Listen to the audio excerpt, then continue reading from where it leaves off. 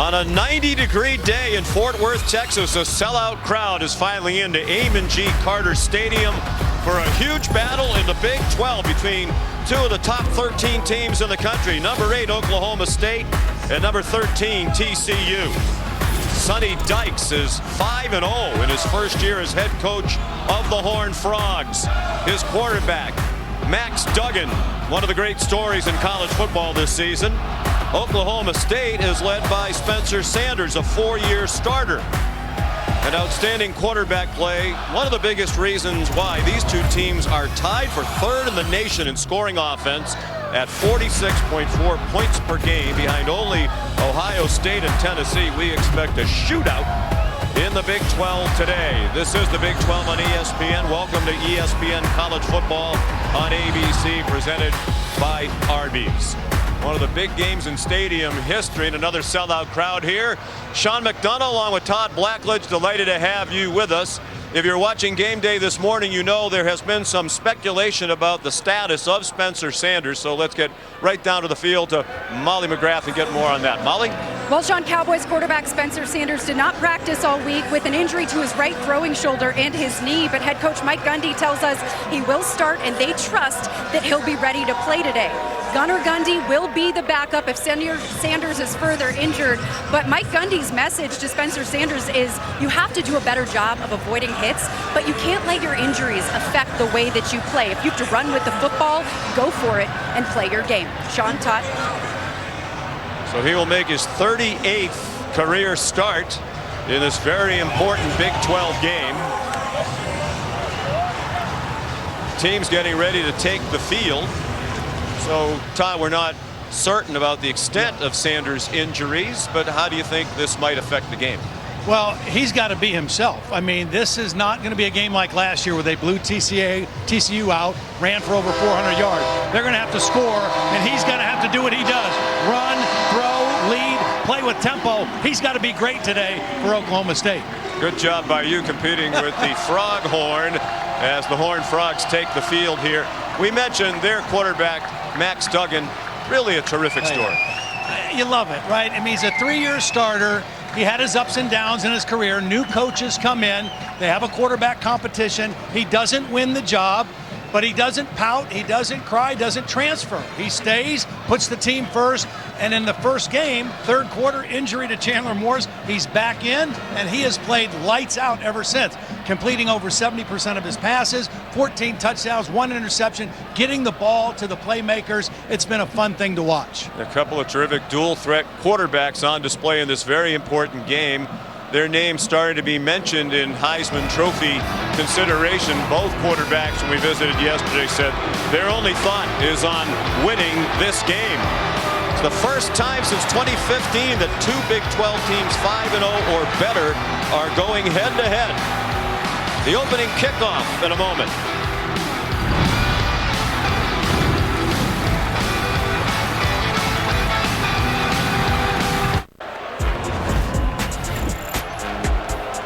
Well, it's been a great stretch for TCU football last couple of weeks.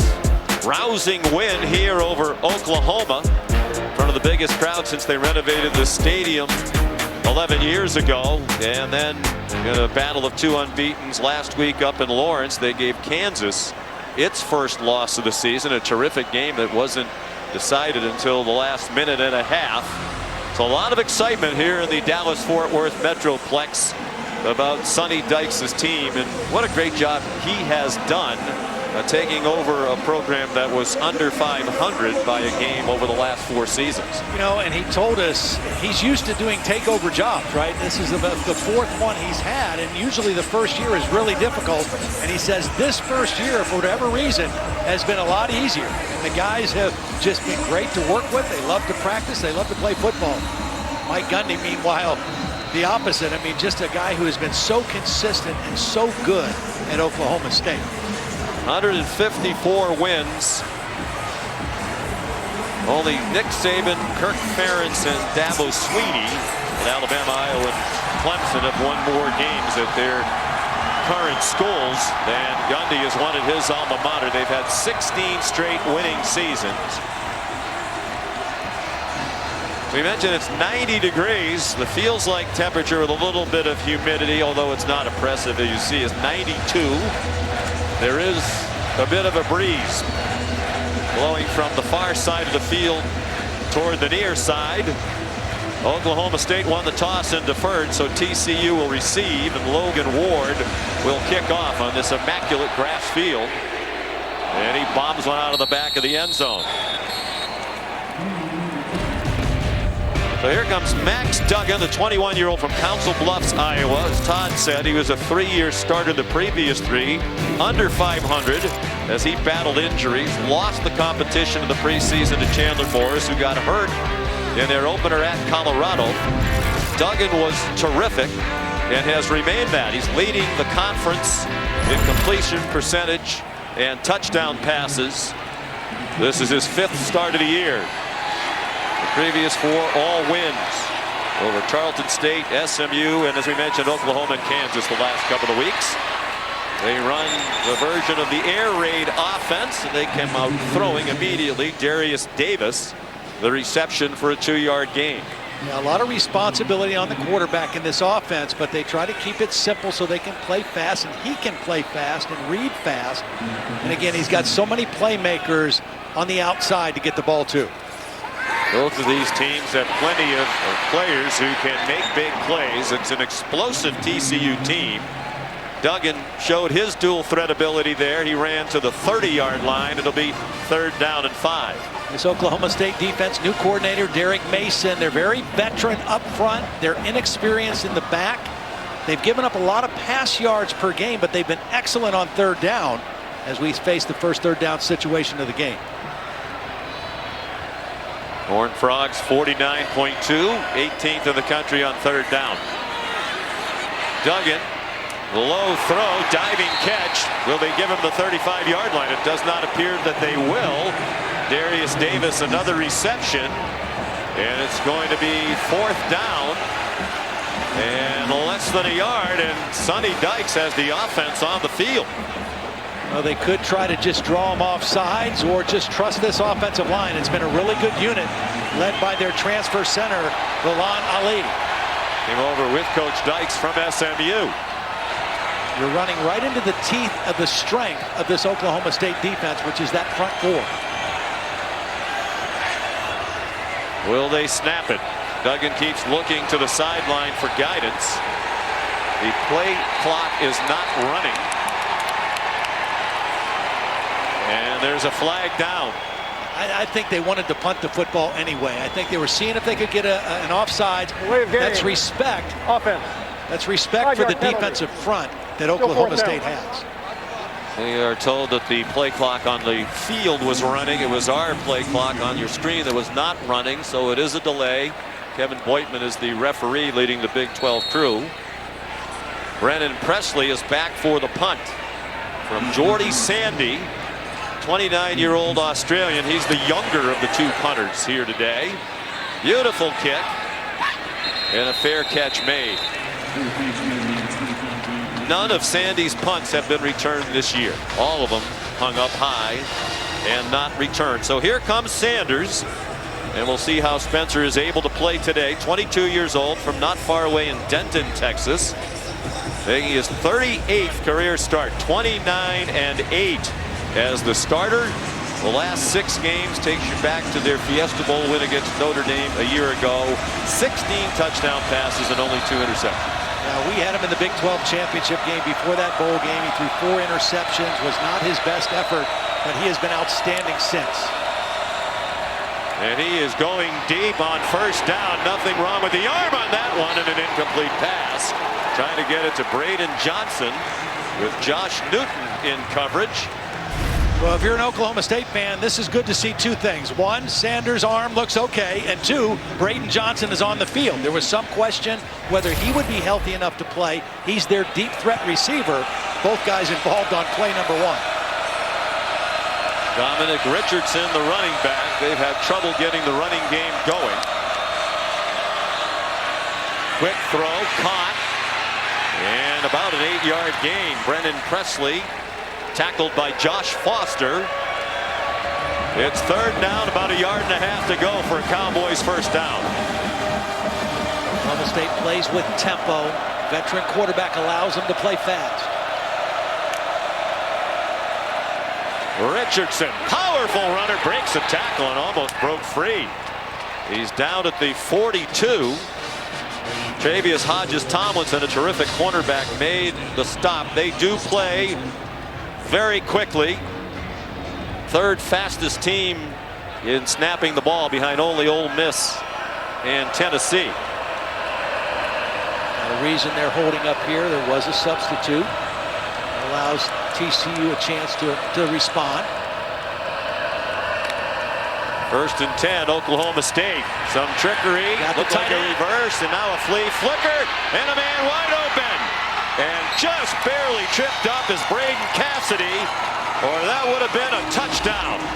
The 37-yard gain. Beautiful job by Cassidy, showing block, hesitating, not being in a hurry to show that play, and then breaking wide open down the sideline. Just his second catch of the year. The first one went for a loss of 5 yards. Native Texan back in his home state. He's from Austin, out of a powerhouse, Westlake High School. They're at the 20 of TCU. High snap through the hands of Sanders, and he falls on it back at the 28. John, this was a bit of a problem last week. Some high snaps. Now, Preston Williams was the starting center. He got hurt. They brought in Joe Mahalski, number 66, as his backup. And there was another high snap. Eli Russ is in there now. He'd be their third string center. Ordinarily a guard, but he's playing center right now. Whenever you put a big nose tackle right over the face of the center, it causes him to be a little jittery and sometimes misfire on the snap. Better snap this time. TCU brought extra rushers. Sanders runs away. Sanders inside the 5. Touchdown.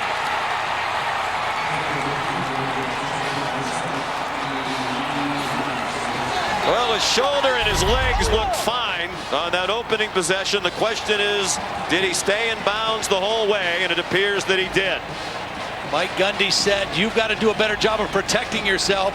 You see on the progressive pylon cam, he stays in bounds. One way to protect himself is to not get hit.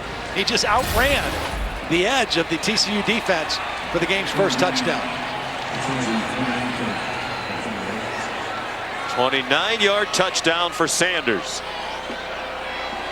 His 7th rushing touchdown of the season. Tanner Brown for the extra point. And it is good. He's never missed one in his career. Now 63 for 63. Well, beautiful first drive for Oklahoma State when they got the football. The flea flicker. Cassidy does a nice job of selling it. Good protection. Sanders finds him wide open. And then Spencer Sanders, feeling the rush from Dylan Horton, eludes it and gets all the way to the end zone. Oklahoma State up 7-zip.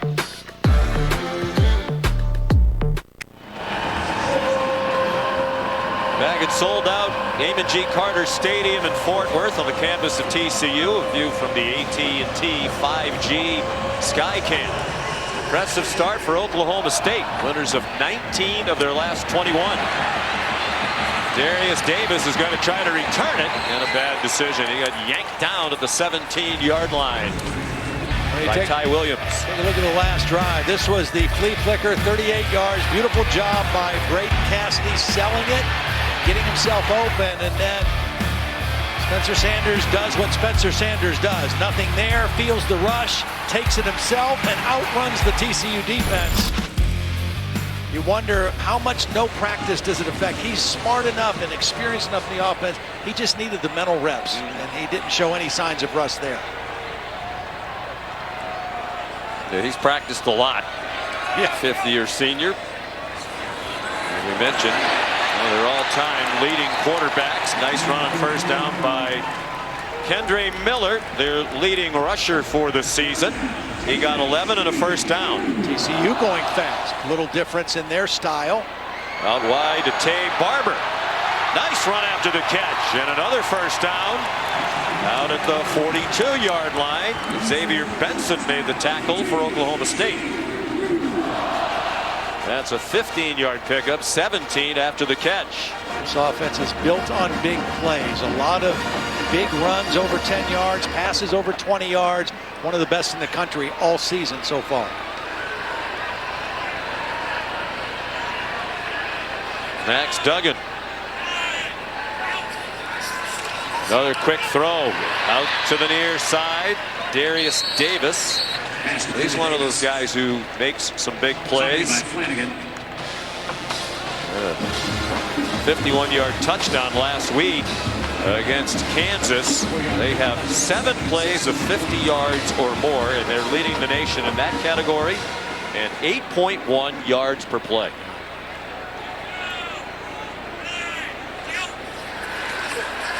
Duggan well protected against a 3-man line and slides down short of the first down. They'll mark it where he started the slide. That's the 47-yard line, so they're going to need 5 on 3rd down.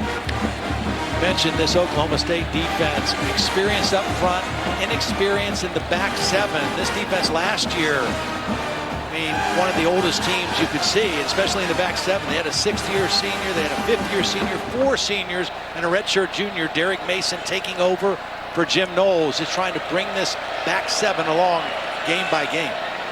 Jim Knowles left after last year to go to Ohio State. Deflected pass, and it falls incomplete. 2 for 2 stops on 3rd down by this Oklahoma State defense. Sione Asi made the tip. Veteran defensive line, to say the least. Brock Martin is 23, Brendan Evers 24, Asi's 26, and Tyler Lacey is 22 across the defensive front for the Cowboys. Brennan Presley is back deep. Dangerous return man. Sandy, another high kick. TCU still has not given up a punt return yard all season. That one is a 32-yard catch.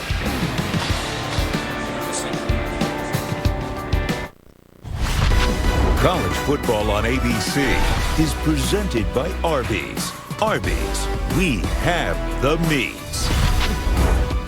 For Oklahoma State, win a conference championship if you score in all likelihood. And perhaps the CFP. Jackson trying to turn the corner, and he did not get there. Jaron McVay raced him to the pylon and made sure he came up inches short. Our crew is privileged to be there. Excruciating loss for Mike Gundy in Oklahoma State in the Big 12 title game after they rallied from a big deficit to get in position to win. Their only loss against a ranked team in their last 8. 7-1 in the last 8 against the top 25 and playing number 13 today. Leading 7-0. Spencer Sanders runs out of bounds. That close, perhaps, to getting into the college football playoff had Desmond Jackson been able to get to that pylon. Yeah, I think they would have been in. You know, a great season and very different than this season. Last year, one of the best defenses, if not the best defense in the country, along with an offense that was good, but not playing at the same level of productivity as they are this year, scoring and total yards. And their defense this year, kind of still a work in progress. So Mike Gundy adapts to what his strength of his team is. I think he's very underappreciated. I agree completely. Here's Presley. He got knocked down at the 41-yard line. Took a hard hit, but has a 14-yard gain and a first down. Should mention that the TCU secondary today is playing without Millard Bradford, ordinarily a starter. They started the same 11 in each of the first 5 games this year. John Paul Richardson, the catch. Abe Kamara, a good tackle in the open field to hold that to a gain of 3. It's a 3-3-5 defensive structure for TCU. That's new this year. Joe Gillespie, the new defensive coordinator, came from Tulsa.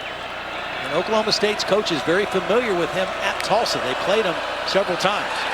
There's a blitz and a great call against it, a screen.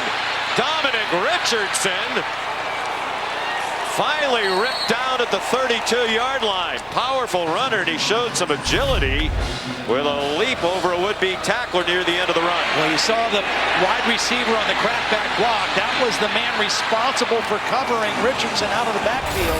Beautiful job setting that up and executing it for a big game. It's TCU that's been the big play-making team all year, but it's Oklahoma State early, putting up big play after big play. That one for 23.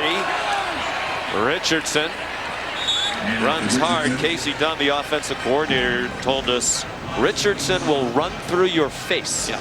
That sounds painful. Physical downhill guy, not as dynamic as Jalen Warren was last year, but a very dependable back in this offense.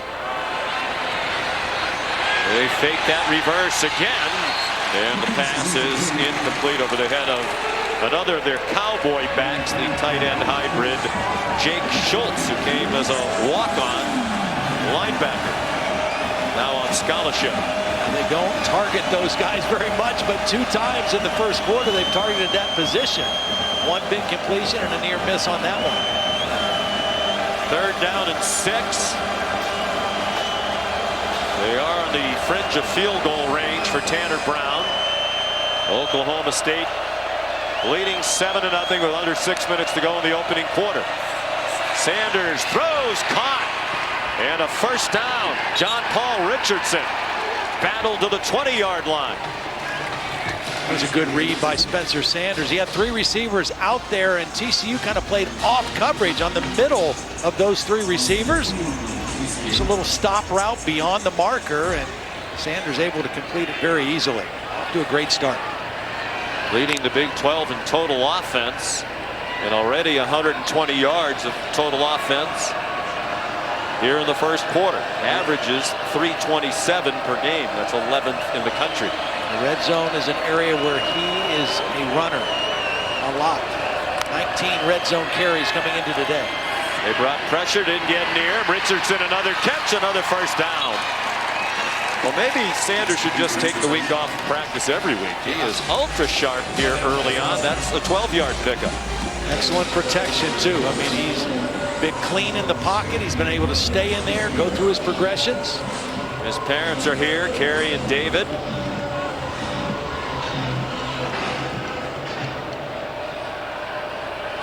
First and goal. Oklahoma State has taken this sellout crowd out of it very early. Sanders, quarterback draw. Sanders, touchdown.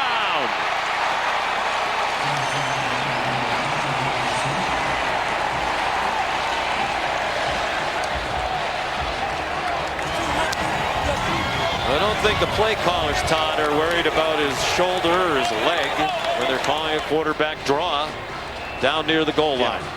Well, he's a tough guy. He's a great competitor. He prides himself on his toughness. And again, in the red zone, he's one of the best in the country at running the football. And you pick up an extra blocker with the back, and you got a guy as fearless as a runner as he is, even with a bum shoulder. Hard to defend. You see 2 great blocks. When you run, quarterback draw, you get an extra blocker. Here's Richardson. He's going to get a block here, and watch the center get here on the middle linebacker. Sanders sets it up. Both linebackers are accounted for, and Spencer Sanders gets it in the end zone.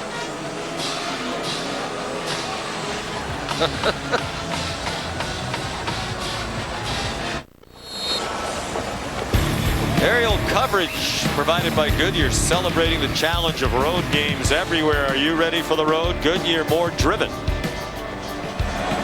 Oklahoma State ready for the road. They've driven down the field twice, scored 2 touchdowns on runs by Spencer Sanders. Here's Kevin Nagandi.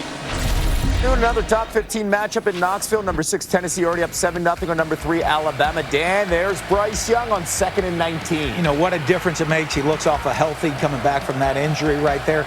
The threat of the passing game opens up the run game, and Jahmyr Gibbs, great feet and speed to get in the end zone. We are tied at 7 apiece in the first quarter. Back to you, Sean. Coach, thank you. 5 ranked versus ranked matchups on this college football weekend, including here today. in steamy Fort Worth. Temperature in the low 90s now. Max Duggan zings one, caught. Quentin Johnston circled back and then did get the first down by about 2 yards. Coming up next on ABC, number 4 Clemson against Florida State. Clemson's riding the longest winning streak in the country. They've won 12 in a row. 6-0 for the 7th time over the last 8 seasons. Talk about consistent excellence. A little quick pop out to the multi-talented Quentin Johnston, who had 14 catches at Kansas last week. He got 9 on that play. Well, the thing about him is he's 6'5", but he's explosive. And when we talked to Sonny Dykes, I've never seen a guy that tall that also has that kind of burst and explosiveness. Only had 12 catches prior to last week and just lit it up in Lawrence last week. And he is just a big play guy. I mean, he is great after the catch as well. Part of the reason he had just the 12 catches, he's battled some injuries. He's fully healthy now. Big hole and a first down to the 44-yard line. Amari DiMercado on the run, the senior from Inglewood, California. Yeah, a little lead play here. Nice job by Jared Wiley, number 19, coming in there.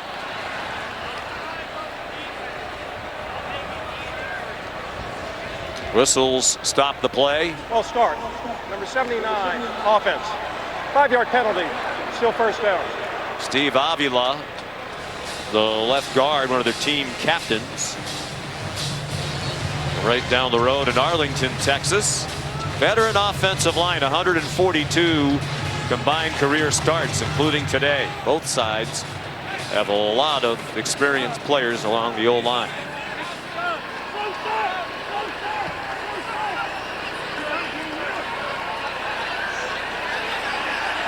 They're giving Oklahoma State time to substitute. Brock Martin not in any big hurry.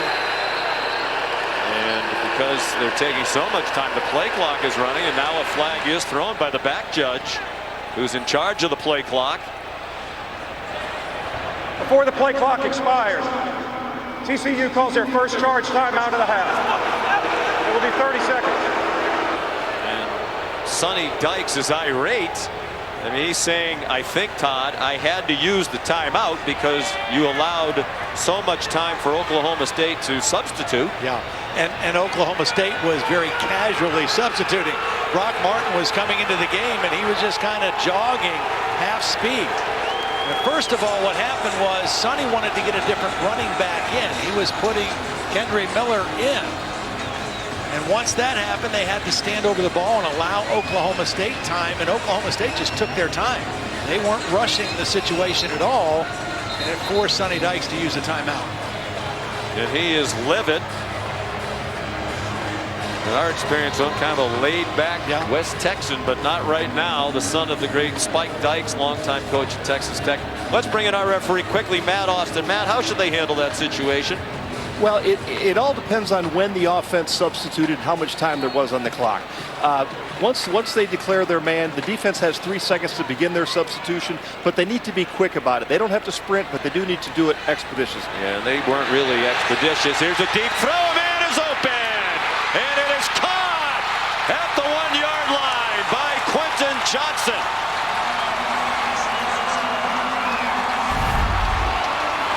It's the height and his ability to go up and catch it at the top of the jump, because there's a safety coming to make a play.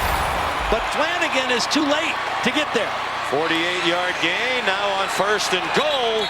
Kendre Miller stopped in his tracks just shy of the goal line.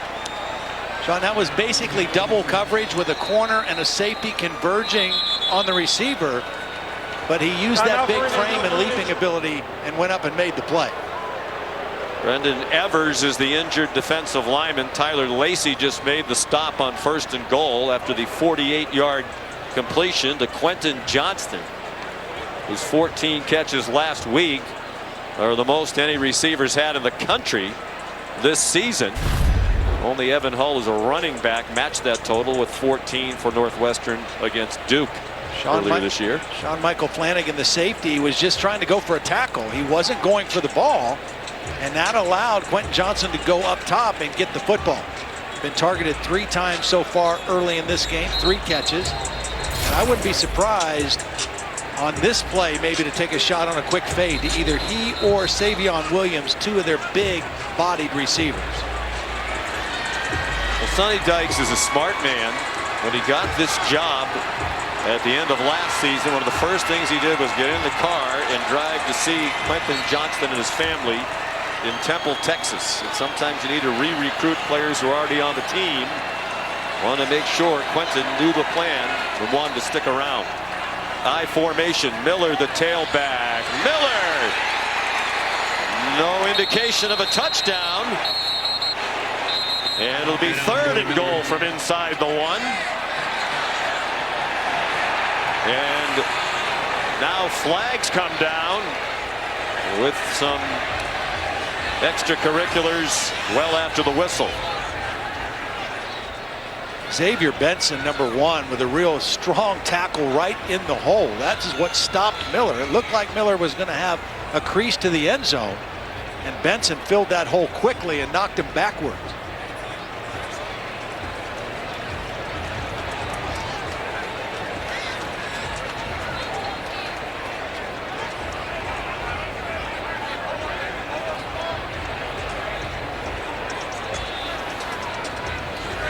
Well, Kendry Miller got up There is no and he was foul on the upset. play. It will be 3rd down. It was actually his own teammate, Brandon Coleman, who pushed the Oklahoma State defender on top of Miller.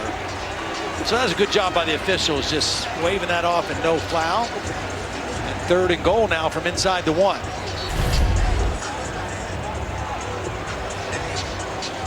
Brent Matisic brought in as a fullback, trying to lead the way for Miller. They have taken him out of the game. They have 2 receivers bunched wide to the right. Miller on the left hip. It's a run for Duggan and a TCU touchdown.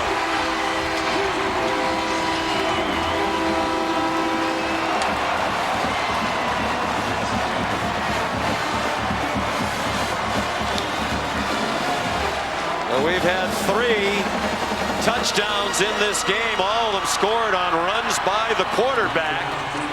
4th rushing TD of the season for Max Duggan.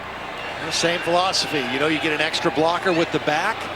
Your quarterback is a fearless runner. And you get it in the end zone. You get stoned on 1st and 2nd down, and he gets the touchdown on 3rd down. 23rd career rushing touchdown.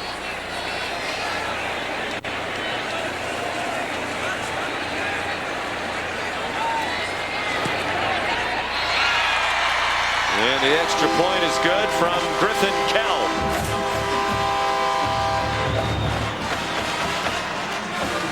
Well, Sonny Dykes didn't stay mad for long.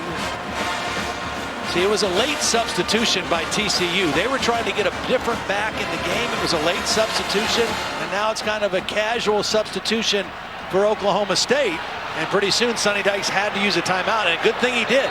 Didn't put him behind the chains. And shortly after that, they got the long ball to Quentin Johnston to set up the Max Duggan 1-yard touchdown. Well, I would say, after watching that, with as late as they substituted, I know the Oklahoma State guy it was a late expeditious substitution to use Mats, but I think you're asking for that when you substitute that late.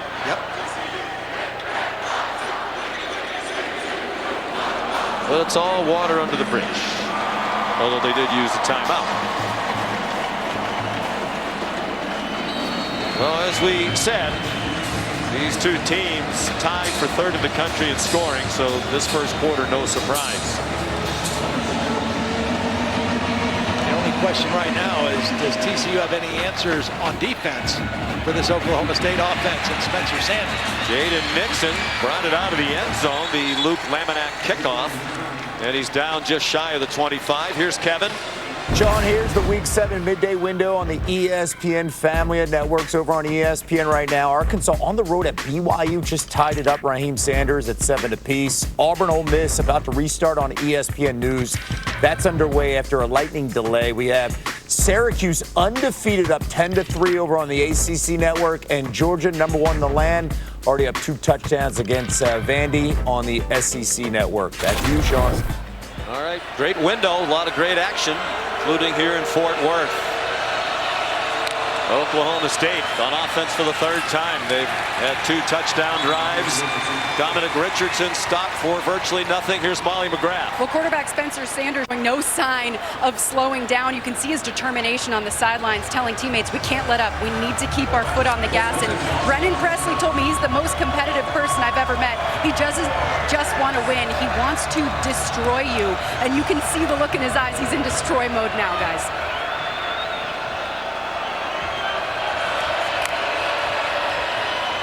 Here's Richardson. Try to cut it up between the hash marks. Dumped at the 26.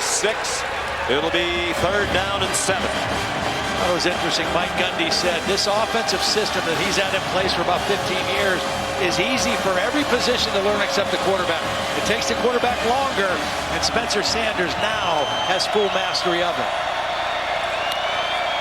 Credits Tim Rattay, the quarterback coach, for helping him. Flag down before the snap. The crowd fully engaged now. False start. Number 70, offense. 5-yard penalty. Still 3rd down. Hunter Woodard, the right guard, one of those veterans, making his 28th career start.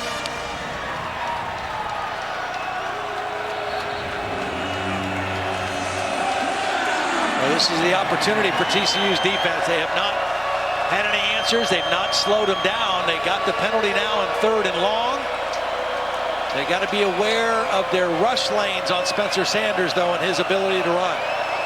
Play clock running down to 5. Final seconds of a very entertaining opening quarter. Sanders all day to throw, and it's incomplete. Out in front of his intended target, Braden Johnson. Travius Hodges Tomlinson had the coverage. He's the nephew of LaDainian Tomlinson, the great TCU running back, Pro Football Hall of Famer, who's on the board of trustees here at his alma mater. His nephew's a terrific player. 2 times first team All Big 12. Here's Tom Hutton, the 32-year-old punter, oldest player in college football. It's muffed and free and recovered by Oklahoma State. Darius Davis muffed the punt. Whenever you have 2 highly matched teams like this game, turnovers and edge games into special teams become a factor. This is both a muffed punt, a turnover, and Oklahoma State, after being stopped on 3rd and long, has new life with the ball. Jaden Nixon recovered it for the Cowboys.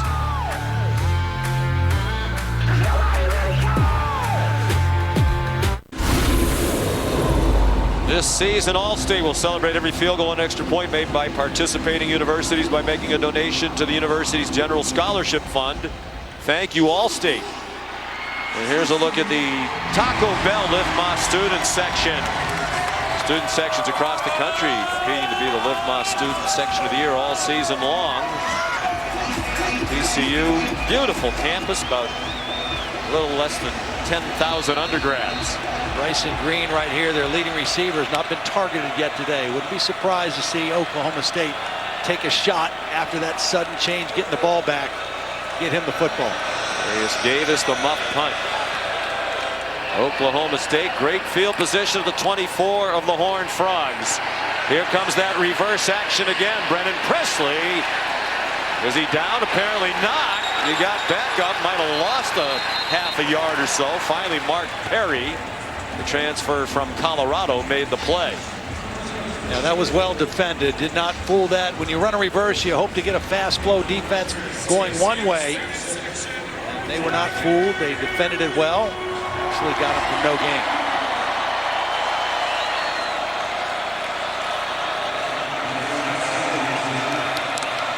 Four wide receivers, 3 to the short side left. And it's single coverage up top. Well defended and almost intercepted. Braden Johnson was the intended receiver, and Josh Newton at inside position. Oklahoma State got away with a penalty there, too, because the right tackle jumped early. It was not picked up. They were able to get the play off, but it was still well defended in the corner of the end zone.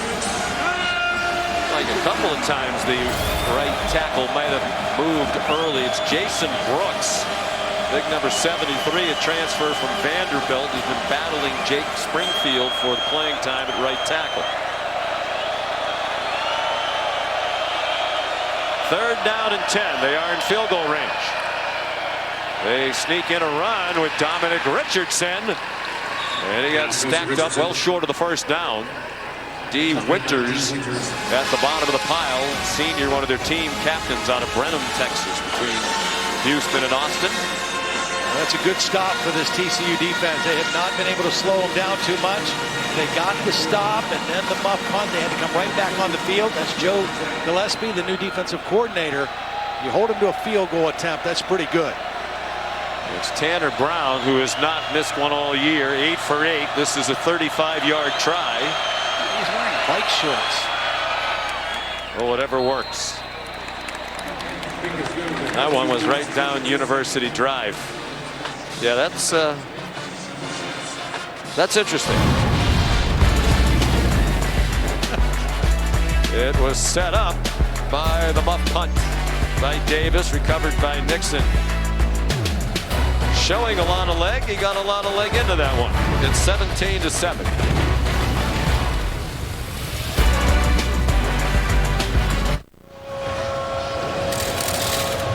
Time for the Affleck trivia question. TCU national championships in 1935 and 38. We want to know who was their head coach. The kickoff down to the goal line. And Amari DiMercado stopped shy of the 20-yard line. I have a feeling you know the answer. Nice tackle there by Lamont Bishop. Do you want to guess, or do you know? A little bit before your time. The answer to the Affleck trivia question is Dutch Meyer in the College Football Hall of Fame. There's a restaurant nearby, Dutch's Hamburgers. I mentioned a great article about Sonny Dykes yesterday on ESPN.com by Dave Wilson. If you didn't see it, read it. Fight him till hell freezes over, then fight him on the ice was the legendary quote by Dutch Meyer. Pass incomplete by Duggan, intended for Aquarius Spivey. But they talked about how when Sonny Dykes first got here, he went to Dutch's, placed an order for some food and a drink, and the server said, "Can I get a name for the order?" He said, "Bob." Right. And nobody recognized him. Right. They recognize Sonny Dykes around the campus and in the Metroplex now.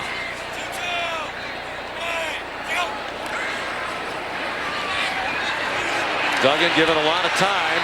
Oklahoma State only rushed 2, and his throw's a little too high. And that's hard to do when you throw it toward Quentin Johnston. Every bit of 6'4", and with some significant leaping ability, a 42-inch vertical. The thing about this Oklahoma State defense, even though they are inexperienced in the back part of their defense, the 5 defensive backs, the 2 linebackers, because of their depth and veteran experience up front, they rush 4. They don't blitz that often. They feel like they can get enough pressure on the quarterback rushing 4. That allows 7 to drop into coverage. And you can help out younger guys with more bodies. You don't put them on islands as much when you can rush with 4. They rush 4. They twist it inside. The pass incomplete. Intended for Gunnar Henderson. And it's a quick 3 and out. And that muff punt really changed the game. Yeah, that was Colin Oliver, the youngest guy on that defensive front. We saw him as a freshman last year. He was a terror rushing the passer. He was the guy in there forcing the errant throw by Duggan on that one.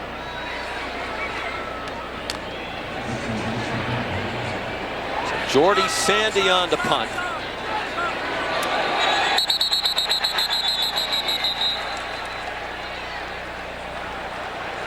The offense was in a substitution mechanic. It will be 4th down. And Sonny Dykes Please reset the game clock to 13:08. 13:08 on the game clock. has no please. problem with that. Well, we thought he had no problem with that. So Jordy Sandy will punt. You mentioned he's 29 from Australia. Tom Hutton, the punter for Oklahoma State's 32 from Australia. Wow, he did a good job of fielding that snap. And they are friends. They knew each other. That ball hit Presley, I believe. There is a flag down. Brennan Presley was the deep man. I think a TCU coverage man bumped into Presley. And that's probably the reason for the flag. Yeah, the kick-catch interference. Been an adventure on the last couple of punts. You mentioned the punters know each other. They worked in a paper mill together back outside of Melbourne, Australia, before they each came over to the States. Both are four-year starters now at their respective schools. Kick catching interference. Number 81 of the kicking team. 15-yard penalty from the spot of the foul. First down, Oklahoma State. Media timeout. Oh, there he is. Well, we'll take a deeper dive into this when we come back. We're back at TCU 17-7 Oklahoma State. The last punt play, the penalty was on number 3, Amari DeMarcado for 3. Watch, he's too close. He's got to give Presley room to make the catch. The ball actually hits him in the head. They could have called a couple different things there, but he was definitely too close to Presley and resulted in the penalty.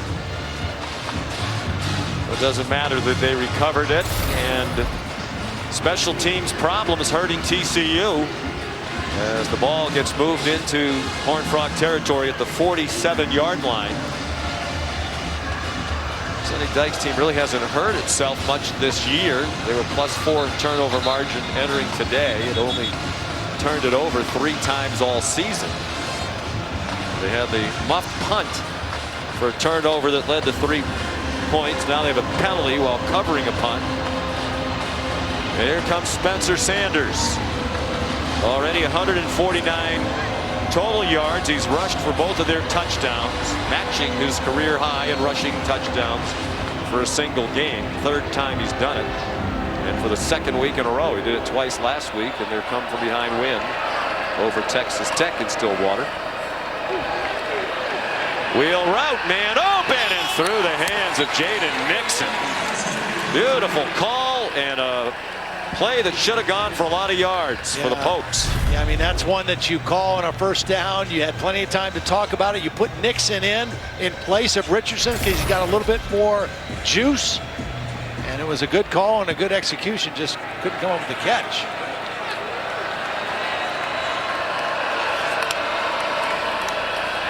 They fake the delay to Nixon. Sanders flushed. Wow. With the pump fake, he got a little more yardage for himself to the 39-yard line. Timon Mitchell, the transfer from Georgia, had the pressure. Yeah, watch D. Winters, number 13, get fooled by the pump fake. He went inside with the pump fake and lost contain on the quarterback, and Spencer Sanders got a few more yards. 3rd down and 2, perhaps 4 down territory. Probably not in field goal range. They haven't attempted a 50-plus yarder this year. And they're going into a bit of a breeze here in the 2nd quarter. 12 minutes to go till halftime. Cowboys by 10. Richardson has the first down. You know, again, last year when these two teams played in Stillwater, it was a blowout. 63-17. Oklahoma State won the game. They ran for an amazing 447 yards and 8 rushing touchdowns. That doesn't sound right. No, it doesn't.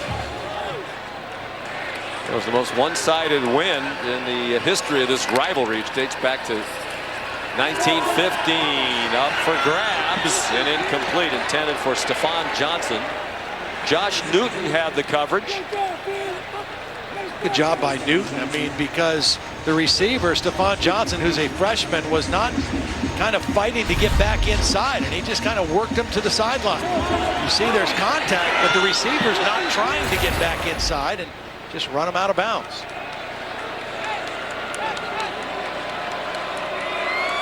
Newton, another transfer from Louisiana Monroe on the delay. Richardson, a big hole.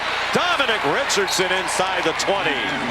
First down, Oklahoma State. A good block by the tackle, Caleb Etienne. Yeah, to pull the backside guard and tackle. One guy leads through, one guy kicks out. Big opening on the right side. That's a big pulling tackle, Caleb Etienne, who arrived from junior college weighing 380, slimmed down to 330. Ollie Gordon, true freshman running back, in now. They flip it to him. And he is going to do well if he gets back to the line of scrimmage. He will not. Look like they might be setting that up to throw that one. It looked like he was going to throw it. They did have a receiver running down the field and not blocking. But it did not fool the TCU defense at all.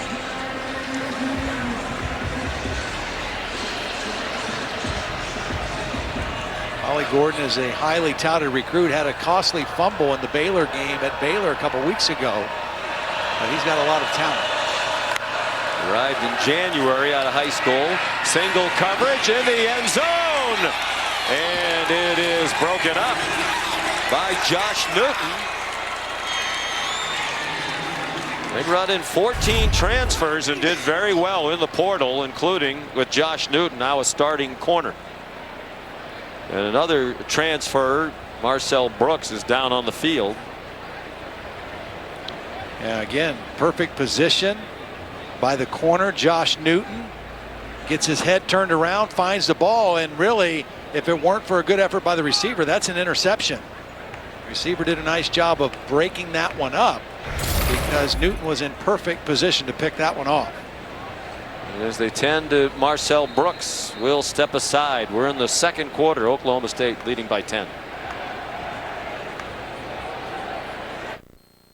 Booger, Dan, and Kevin back in studio time now for a mayhem moment brought to you by Allstate. Ton of mayhem here in Knoxville. Headed hooker to Jalen Hyatt. Yeah, corner has outside leverage. He's expecting help from the safety, but he bites up, Kev. Hooker giving us some Heisman moments. Here's Hyatt again, Dan. Yeah, hiding the receiver all the way behind the line of scrimmage on the naked and strike up the Rocky Top. Rocky Top rolling 21-10 right now in the second quarter, Sean. All right, gentlemen, thank you. Marcel Brooks helped to the medical tent on the TCU sideline. Third down and 13 for Oklahoma State, leading by 10. 10-11 to go till halftime. They are in field goal range. Sanders, single coverage. Richardson made the catch.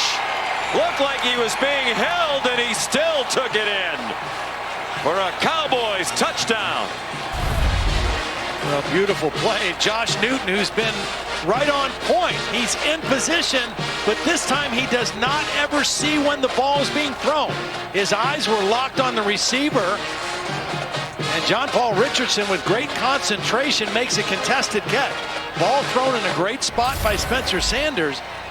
And that time, Josh Newton did not get eyes on the football, and the touchdown got thrown over him. Third touchdown catch of the year for the sophomore from Missouri City, Texas, John Paul Richardson. Tanner Brown, the extra point. John Paul, the son of Bucky Richardson, played at Texas A&M and in the NFL.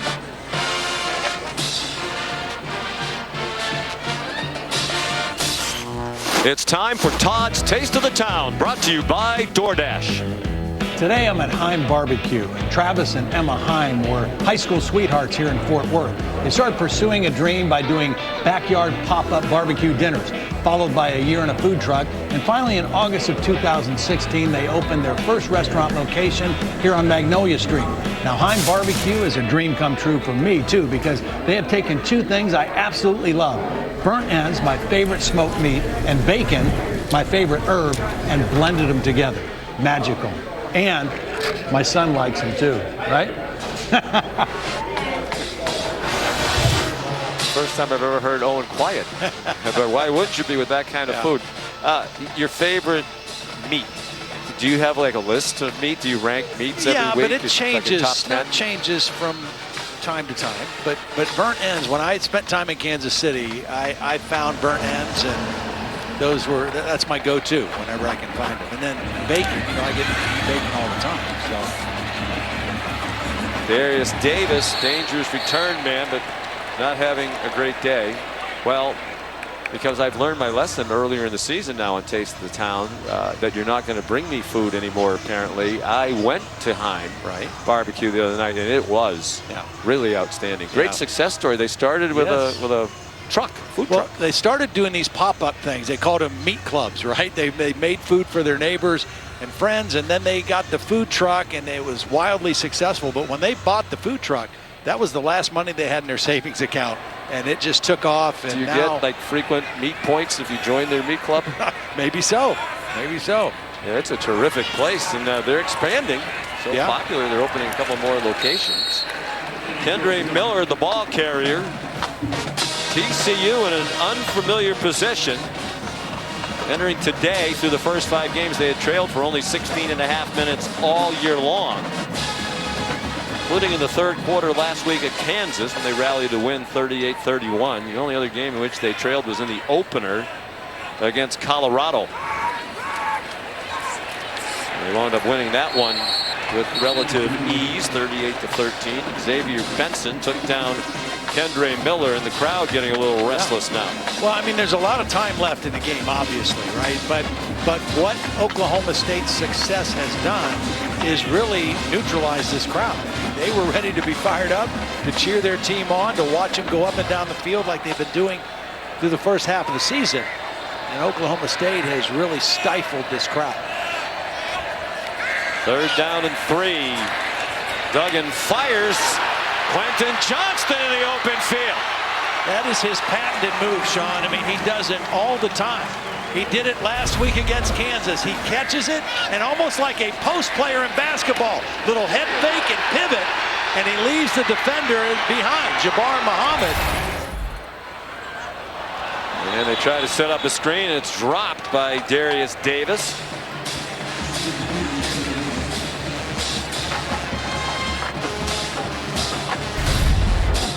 He did this a couple times against Kansas. It's just a little spin move, and then you see after the catch, he's also big and strong enough to break tackle. What a weapon. 26-yard play.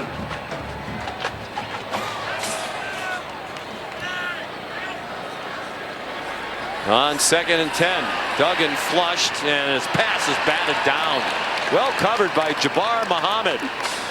Knocked it away from Johnston. Previous play, 26 yards.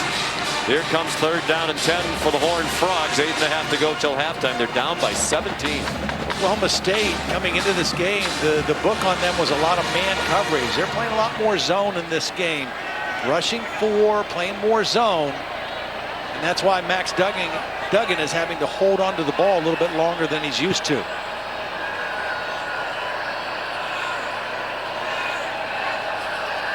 He had trouble with the snap, and now he's going to get yanked by the face mask. Oh, what a big mistake by Trace Ford.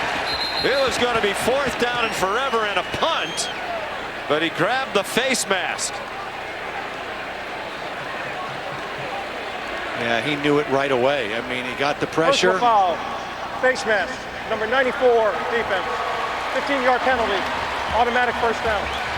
What a huge break for TCU. Now, can TCU take advantage of it? They have to, right? They just got a gift. Courtesy of Trace Ford, they're deep now in Oklahoma State territory. Can they capitalize with their offense?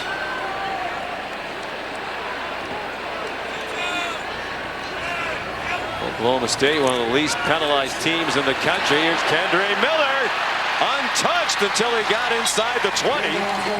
Shot down at the 18 by Thomas Harper. A 16-yard ramble. Beautiful block by Wes Harris, the right guard. Little outside zone run that time. Blistering pace, another high snap. And the Cowboys were ready for Miller that time. He danced near the 16-yard line. We're stopped by Mason Cobb.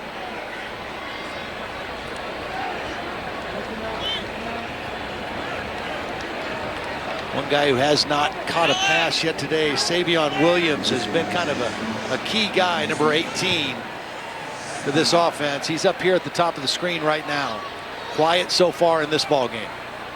Hard to tell where they are with these uniforms, the red numbers. Duggan, the run fake, single coverage, up for grabs for Johnston, and incomplete. Some hand fighting with Jabbar Muhammad, but score that round for Muhammad. Yeah, that's a confident play by Muhammad. Single coverage, he's got eyes on the football. Both guys got hands on each other, and he knocks it away. Good view of it from the progressive pylon camera. 3rd down and 9. They're at the 17-yard line. Oklahoma State showing zone again here. Gotta find a hole if you're TCU. 4-man rush. DeMercado has a lot of running to do. He's out of bounds near the 11-yard line. And we'll see how Sonny Dykes elects to play it with 4th down and about 4. He doesn't like to kick field goals. He coached under Mike Leach, who doesn't like field goals. And they've tried only 4 all year. He said, yep, I just don't really like to kick them. And he's not going to try it here.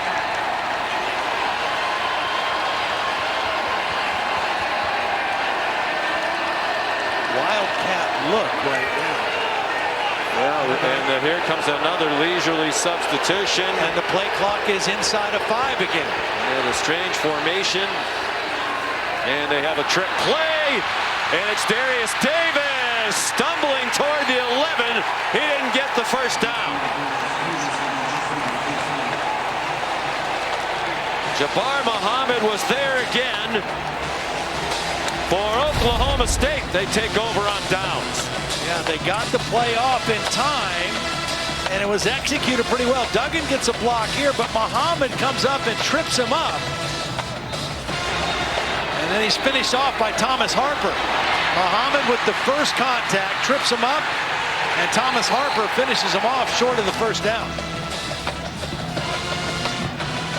Duggan frustrated again with the substitutions, but TCU's going to have to substitute on offense apparently a bit earlier.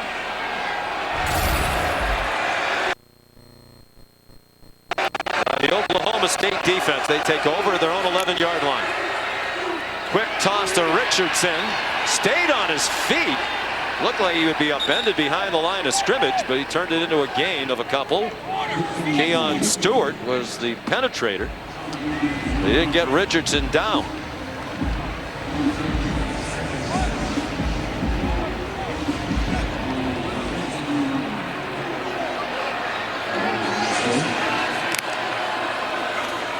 Richardson again, back to the line, and that's it. He had a big game last year against TCU in their 46-point win. He rushed for 134 and 2 touchdowns.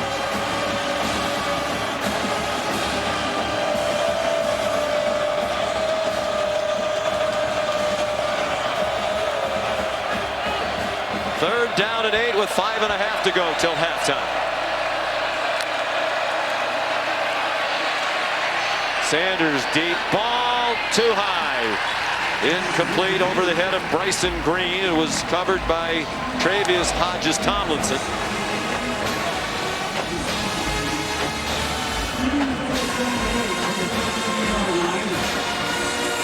TCU brought pressure that time on Spencer Sanders. It was man coverage, getting a little aggressive there, feeling the need to do that. Got the stop. Tom Hutton, the punter. Short and end over end, and no fair catch by Davis. He's got speed. His 4 career punt return touchdowns, and a big return to the 30-yard line. Trying to atone for that costly muff in the first quarter. 26-yard return of a 43-yard punt. Now a quick word from Cheez-It.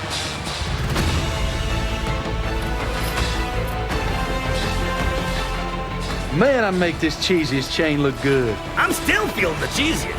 You are a wheel of cheese. Cheez-It, official sponsor of the College Football Playoff.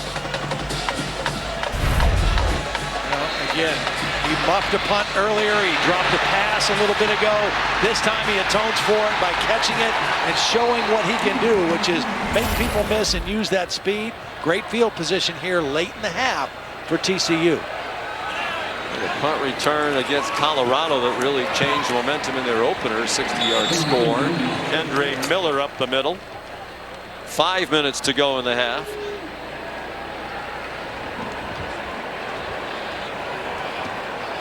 Remember, Oklahoma State won the toss and deferred, so they'll get the ball to start the third quarter. A very important stretch in the game right now for TCU.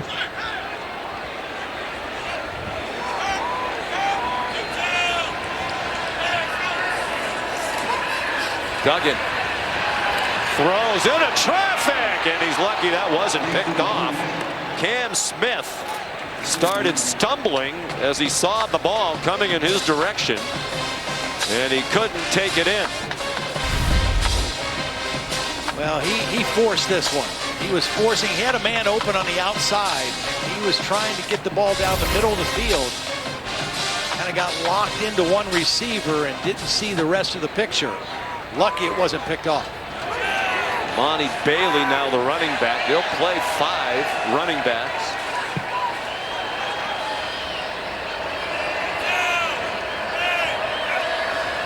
Third down and 6. Low throw. Looked like the knee was on the ground, and it was for Davis. Tell you what, Derek Mason has to be thrilled with the way his defense has played here in the first half. They've been up and down, kind of inconsistent. Coming into the game, giving up over 300 yards a game pass offense. But they have been really solid and have really handed it to Max Duggan and this TCU offense. Again, he stepped into a situation where last year a veteran defense that was outstanding, one of the best in the country, definitely the best in the Big 12, graduated most of those guys in the back 7. Getting better each week. Griffin Kell trying the field goal, and it is good from 48 yards. His longest of the season. It's just the 3rd he's attempted. He's made all 3. You're watching ESPN College Football on ABC, presented by Arby's.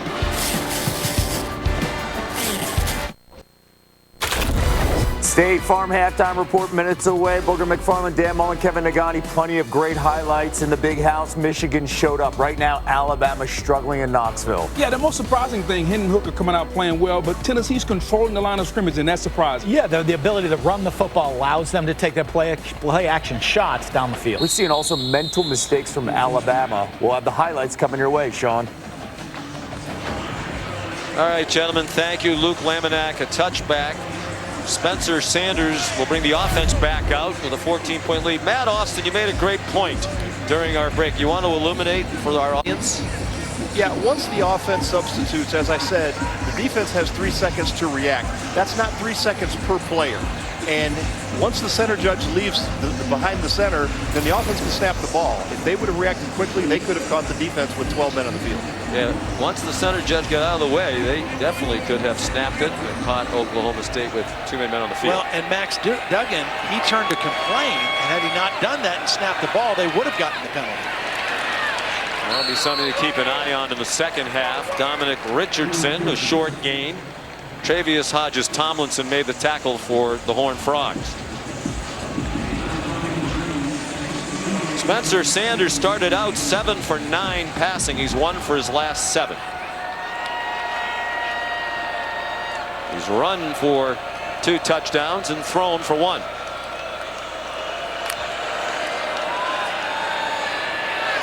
Flag down in the offensive backfield, and the ball's incomplete. Good position for Braden Johnson, but he couldn't take it in. And it's a holding call against Oklahoma State. Yeah, they'll definitely take the penalty. Holding, number 90, offense. 10-yard penalty. Replay second down. Braden Cassidy, one of their Cowboy backs, left side of the line. There it is, the takedown. A wrestling move. The ball was thrown short, and that's why he was able to kind of get knocked out of there. It wouldn't have counted anyway, but second down and very long now. A lot of time left, both teams with timeouts. Oklahoma State 3, TCU 2. Three wide receivers, and it's Richardson on the run. Stacked up. And would Sonny Dykes use a timeout here? Probably not, because there's so much time left in the half that his team could score quickly. It feels like TCU's defense has gotten their cleats in the ground a little bit better here in the last couple possessions. See if Joe Gillespie decides to try to go after Spencer Sanders on this 3rd and long. We're just trying to keep everything in front. 3rd and 17. They fake to Richardson. They throw incomplete and almost intercepted. Looked like the pass surprised Cassidy, and it clanged right off the safety, Mark Perry. That is a 2 deep with man underneath, and there was a man running with Cassidy right down the middle of the field. It was good coverage. Spencer Sanders takes a shot after it anyway, and very lucky it wasn't picked off by Mark Perry. So Gillespie thought his defense had one. Here's Hutton, the punt again. This one's better, and Davis will call for the fair catch and make it at the 39-yard line. We mentioned the connection between the punters. Tom Hutton, Jordan Sandy, both played Australian rules football growing up. I'm sure you can explain the rules to us a little bit later. They worked 12-hour shifts together in a paper mill. And they decided there's got to be something better than this. They went off to Pro Kick Australia in 2017, which has sent so many punters and kickers over here to the United States. Hutton initially recruited and signed by Oklahoma State, and then Sandy recruited by Texas Tech. But when Cliff Kingsbury and the staff got fired, he changed that to TCU. They said that paper mill used to get up to about 120 degrees when they were chopping up the paper. Kendra Miller, the ball carrier. They are 2 of the 4 oldest players in college football. All of them are punters from Australia. Apparently tattoos are a big part of They are. Fraternity as well. Oh, a little spin move by Miller, and another big gainer. Back-to-back runs for first downs. He's got away from Samuela Tuihalamaka. Just kind of felt it. He's a quicker athlete than the guy that was trying to tackle him. Spins away from him and adds about 8 more yards. Sonny Dykes thinks he's one of the best running backs in college football. All day to throw for Duggan. Now running out of time and throws it away at the last minute, incomplete. Ben Kopensky put the pressure on. See, I think Max Duggan on that one, again, zone defense, they got everybody covered. I think that he's got to just throw it to the back as an outlet. You're going to see the back come out right now. Give him the football. Just give him the ball and see if he can make somebody miss. There's nothing open downfield. Dump it off and let the running back try to make a play. Duggan is the son of a coach. His dad, Jim, longtime high school coach in Iowa.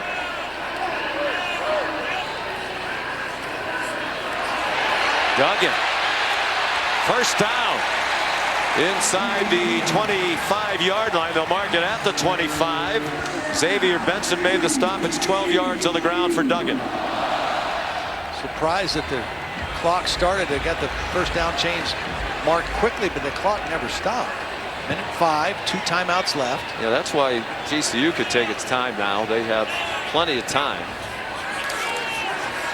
Back Duggan again. has the man in the flat to his right. There's a flag thrown. 2 flags thrown as the catch was made by Johnston.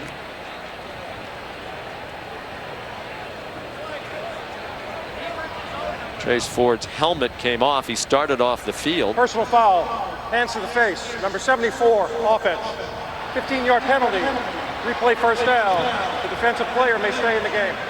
And that's why he didn't run off the field. He can stay in because of the penalty against Andrew Coker. There it is, right in the right side of your screen. Andrew Coker, the right tackle, hand up into the face mask. Knocked the helmet off. It looked like Ford helped knock it off once it started to come loose.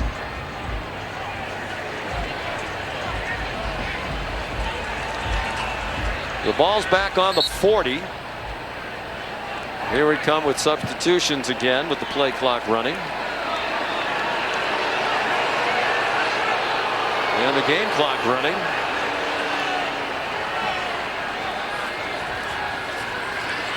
Duggan takes off running.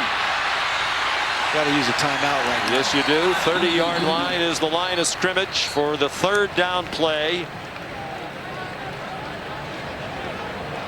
And Sonny Dykes TCU still really second upset charge, with the timeout and a officials half. about this substitution situation. Almost all the way out to the hash marks, and now he's coming way out Clock onto the operator, field. please reset the game clock to 29 seconds.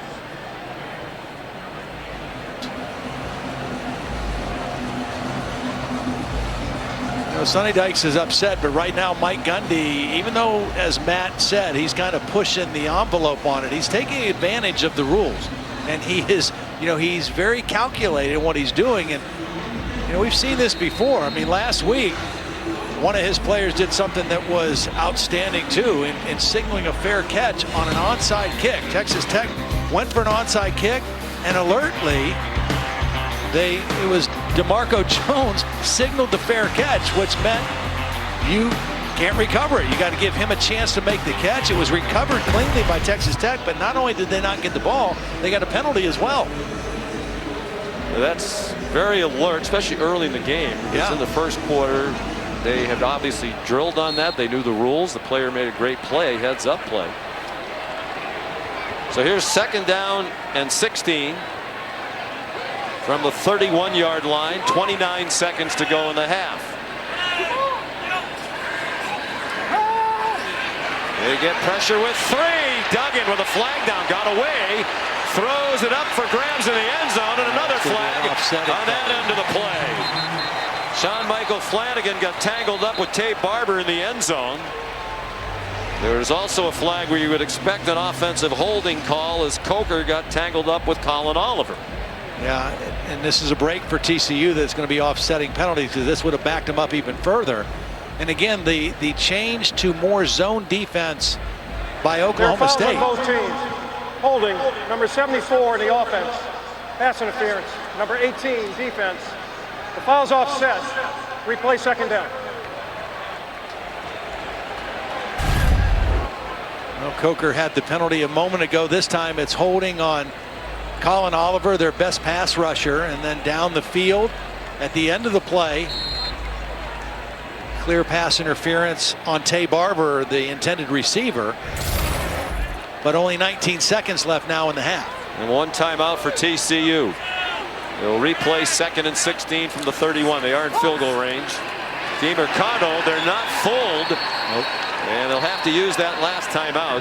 Garrett Riley is the play caller, tried to sneak in a run. And the tackle made by Tyler Lacey and Trace Ford. TCU. It will be 30 seconds. There's Garrett Riley, 33-year-old offensive coordinator, younger brother of USC head coach Lincoln Riley, 6 years younger. Kick off your Week 6 NFL Sunday at 10 a.m. with the Countdown crew on ESPN and the app. They'll have the early breaking stories, injury updates, previews of each game all the way up to kickoff. And then Monday Night Football caps off Week 6. It's on ESPN, Deportes, and the app. The Denver Broncos and the LA Chargers. Broncos 2-3, the Chargers 3-2. That's Monday night at 8 Eastern time.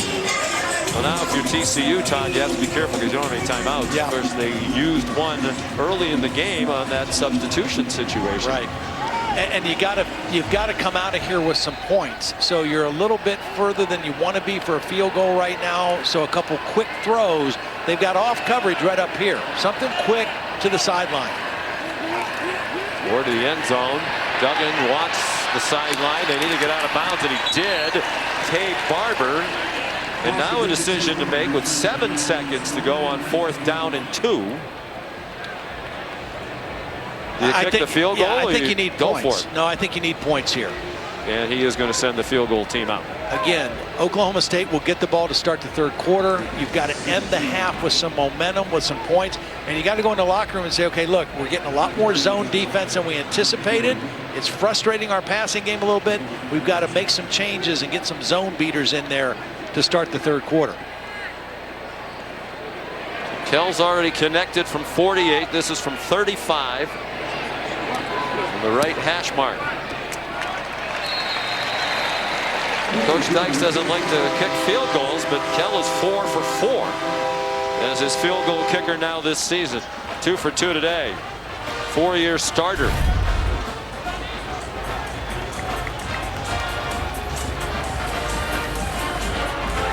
Snap a little high, but a good job by Jordy Sandy to get it down. You have to have good hands to play Australian rules football, I think. I have no idea.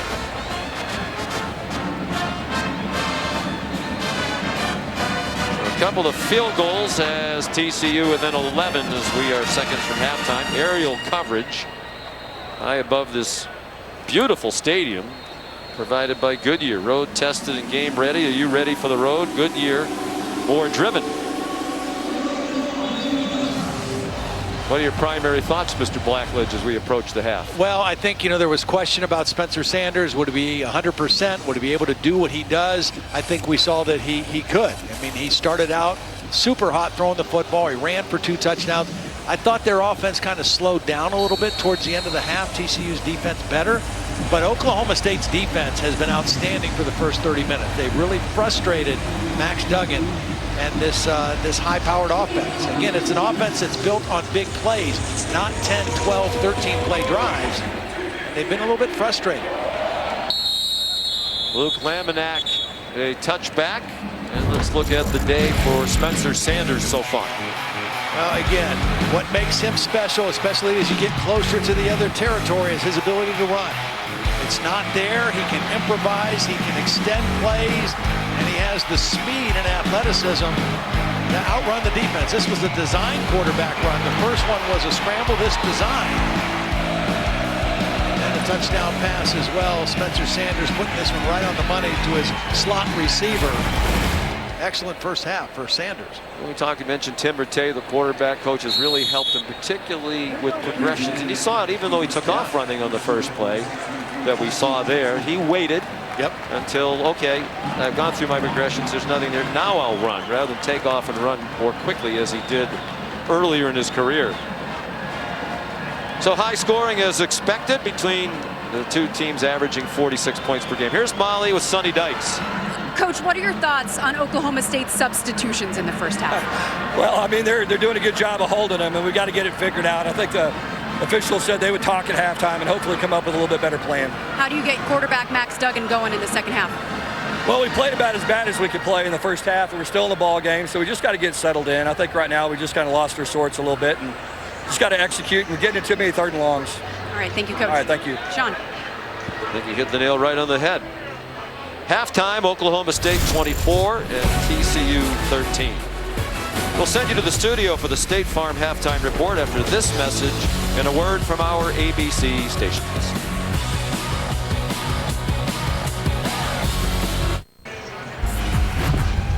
This is the Big 12 Conference on ESPN, and we welcome you back to ESPN College Football on ABC. Presented by Arby's from steamy Fort Worth, Texas. The temperature's gone up to 91 degrees. At halftime of this battle of 2 unbeatens, it's Oklahoma State leading by 11. They had a 17-point lead. It was 14-7 in favor of Oklahoma State. TCU just scored a touchdown. Looked like they had some momentum, Todd, but they muffed the punt.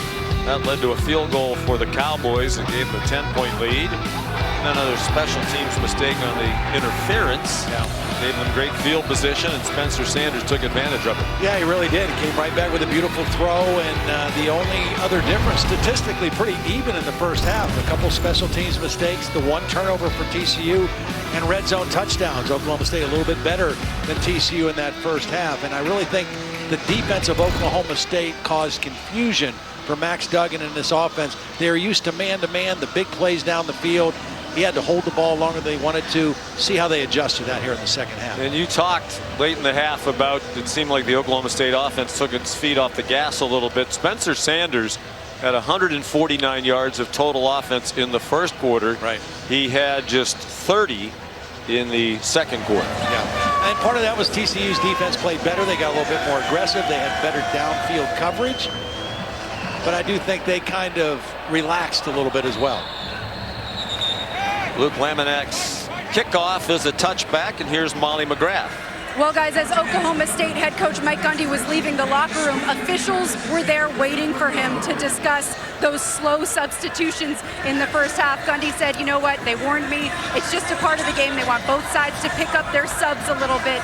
But Gundy has been warned by the officials. But he said his biggest focus in this drive especially is for get their run game going. He said they lost balance on offense, so they need to establish the run to stay in this game. Sean, Todd? They rushed for just 82 yards in the first half. Just like that, they throw it first down. And it's complete for about a 6-yard gain to Braden Johnson. He's been a frequent target, fifth-year senior from right down the road in Arlington, Texas, between here and Dallas. The interesting thing about this defense, this 3-3-5, the way it lines up, when you look out there, you say, well, you should be able to run. There's not that many people in the box around the line of scrimmage, but they fly guys into that area, and they do a better job against the run than you would think. The catch made, and Richardson has enough for a first down before he got driven back. When we asked Sonny Dykes why Joe Gillespie is your defensive coordinator, he said, well, I was familiar with him from Tulsa, and thought he did a great job. He said, but I also hated to play against that 3-3-5 defense. He said, it looks like when you line up, there's holes everywhere, but all of a sudden people are flying from everywhere to make plays and fill those holes. Dominic Richardson ahead for about 5. Joe Gillespie was a long-time high school coach here in the state of Texas, particularly at Stephenville, Texas, where he won a state championship 10 years ago. Had a great time at Tulsa, loved Philip Montgomery, but the opportunity to coach in the Big 12 was huge. And to come back to Texas, his defense is being gashed on this long play. Richardson, I think everybody thought he was going out of bounds. He did not, apparently. And he goes all the way down to the 15-yard line. Second time they've run this screen effectively, and again, they bring the slot receiver, John Paul Richardson, inside to block the middle linebacker. Boy, it looked like he was out of bounds, didn't he? They snap it again. And Richardson gets very little. Well, that was one time where it did look like there were holes everywhere in that defense. Let's see if he steps out. Not there. Nope. Two officials in good position. I like the way that they've executed that screen to Richardson. They bring that slot receiver in, get a block on the middle linebacker, get linemen out in front of him, and 2 times in the ball game they have executed it perfectly. Most recently for 44 yards. Jaden Nixon, the ball carrier. Not much there. Here comes the big third down. They led, did Oklahoma State at one point, 24-7. Couple of field goals cut into that margin. Big play early in the third quarter. Got to be alert to him running the ball too. And he pulls it down. They were alert, and they dropped Spencer Sanders for a loss. It was Jamoy Hodge, the talented middle linebacker. It was their second leading tackler on the year. Mike Gundy sends Tanner Brown on, the field goal kicker. Definitely a design quarterback draw. You saw that back take off in front of him. Jaden Nixon, he's going for a block. And it did not fool the TCU defense. Excellent play by Hodge. Well, here's Brown, who kicked a field goal 35 yards in the first half to make him 9 for 9 for the year. This one's from 34, and he's 10 for 10.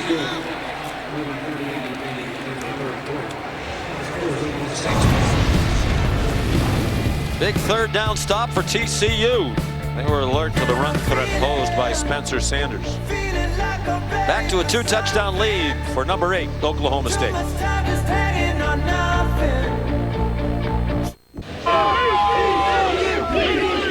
The National Championship Trophy presented by Dr. Pepper is here at Amon G. Carter Stadium today. Here's a look at today's college football rankings. The AP Top 10 brought to us by AT&T 5G. Oklahoma State number 8 and leading by 2 touchdowns. Impressive win today by Michigan. This undefeated Penn State up in the big house. That game was close. Penn State had a slim lead, and then Michigan just exploded on them in the second half. Well, the 14 undefeated teams in FBS football will be one fewer when this game is over. Amari DiMercato took the squib kick out near the 30-yard line. Well, Quentin Johnston had a huge week last week. He's going to have to be big in the second half. They targeted him 7 times. He had 4 catches. Shows you what he can do after the catch. And then even against double coverage, made the biggest play of the first half offensively for TCU, going up in the air and making this catch. Again, TCU a little frustrated in that first half. Their passing game, not what they expected it to be or what it's been. But Johnston got to have a big half here for TCU. Max Duggan lines up in the pistol. Kendre Miller trying to get outside. And he was able to turn the corner, shoved out at the 34-yard line by Colin Oliver. Oliver had a brilliant freshman year last year with the Big 12 Defensive Freshman of the Year. Was unanimous in that regard. Was the National Defensive Freshman of the Year. It is 11.5 sacks.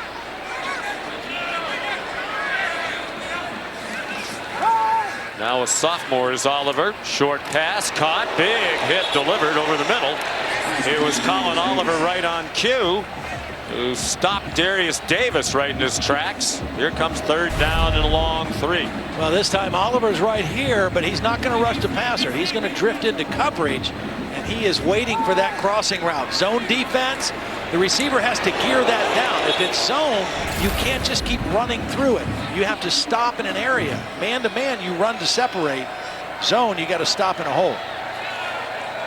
DiMercato is the running back. 4-man rush. Duggan for Johnston. Not a lot of run after the catch, but just enough to get the first down at the 41. Stopped by Jason Taylor, the veteran 50-year safety out of Oklahoma City, making his 21st career start today. And right away we see some of the adjustments by Garrett Riley, Sonny Dykes, crossing routes, anticipating more zone defense again in the second half. But those crossers have to find holes in between defenders and sit down for the quarterback. Half the field in the shadows now. Look out! Duggan taken down. Too long. By Tyler Lacey. Yep, just too long. I mean, this is a 3-man rush, and you've got 5 guys blocking, and the quarterback's got to get rid of the football.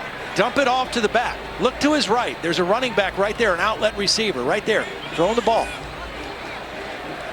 Again, Duggan trying to look for the throw down the field. Lacey kept working on the play and got the sack. First for Oklahoma State. Lacey with 11.5 career sacks now. DiMercato, some running room and a first down into Cowboys territory to the 47-yard line. Tripped up by Jason Taylor. I think they need to keep running the football because Oklahoma State is trying to get zone defenders to cover the pass. I think we're They're running a man on the field here. Sorry to interrupt, Todd, but he was the 11th man. There was some confusion on the Oklahoma State side. DiMercato. They're sticking with the run, and he refuses to go down. Very near another first down inside the 40. This was a really weird looking play. I mean, Oklahoma State was late getting on. TCU didn't look like they were quite ready, except for DiMercato.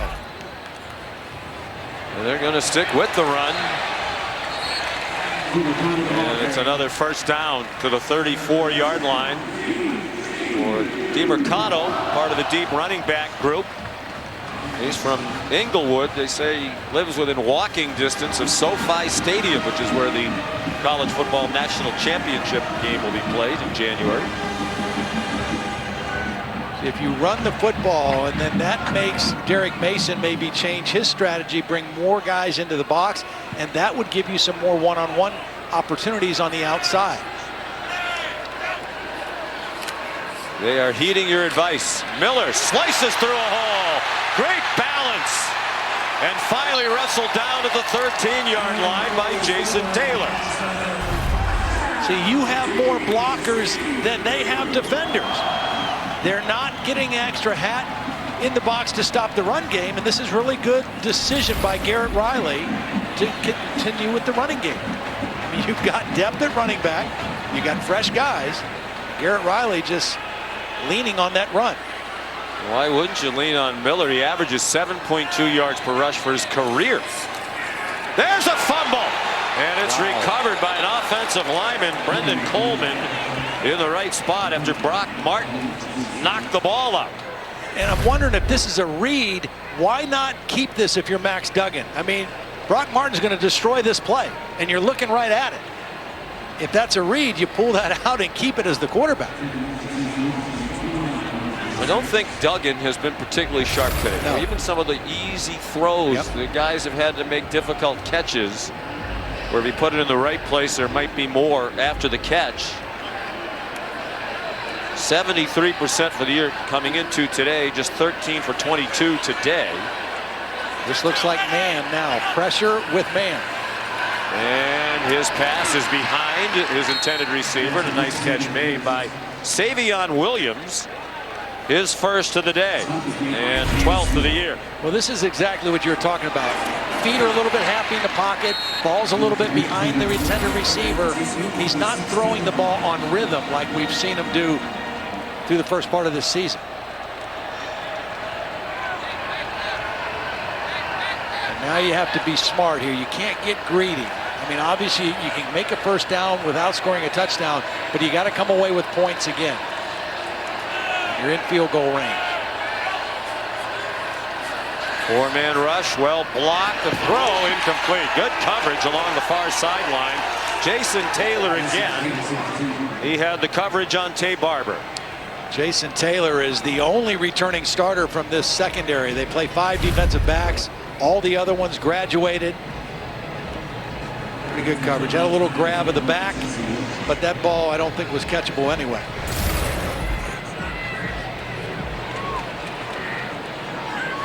Here's Griffin Kell, 2 for 2 in the first half. Made from 48 and 35. This is a 34-yard try.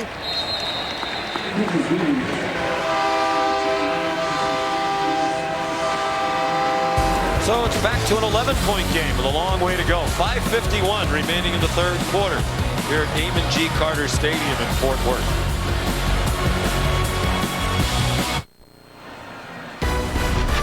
College football presented by Arby's on ABC is brought to you by Chick-fil-A. Order a grilled spicy deluxe sandwich today. Available for a limited time. Aerial coverage provided by Goodyear, celebrating the challenge of road games everywhere. Are you ready for the road? Goodyear, more driven. Oklahoma State trying to win its 4th straight road game here at Amon G. Carter Stadium in Fort Worth, where a lot of the folks on the near side of the field are happy that the shadows are now upon us and they are in the shade. It's the folks on the Oklahoma State side still in the hot sunshine, but having a good time nonetheless.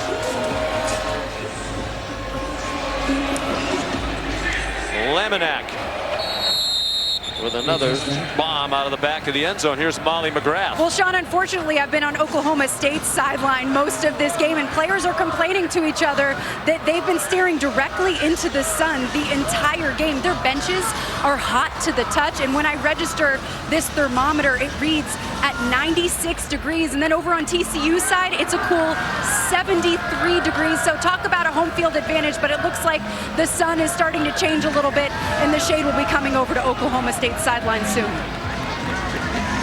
Yeah, it should be just a matter of minutes now as the shadows creep in that direction.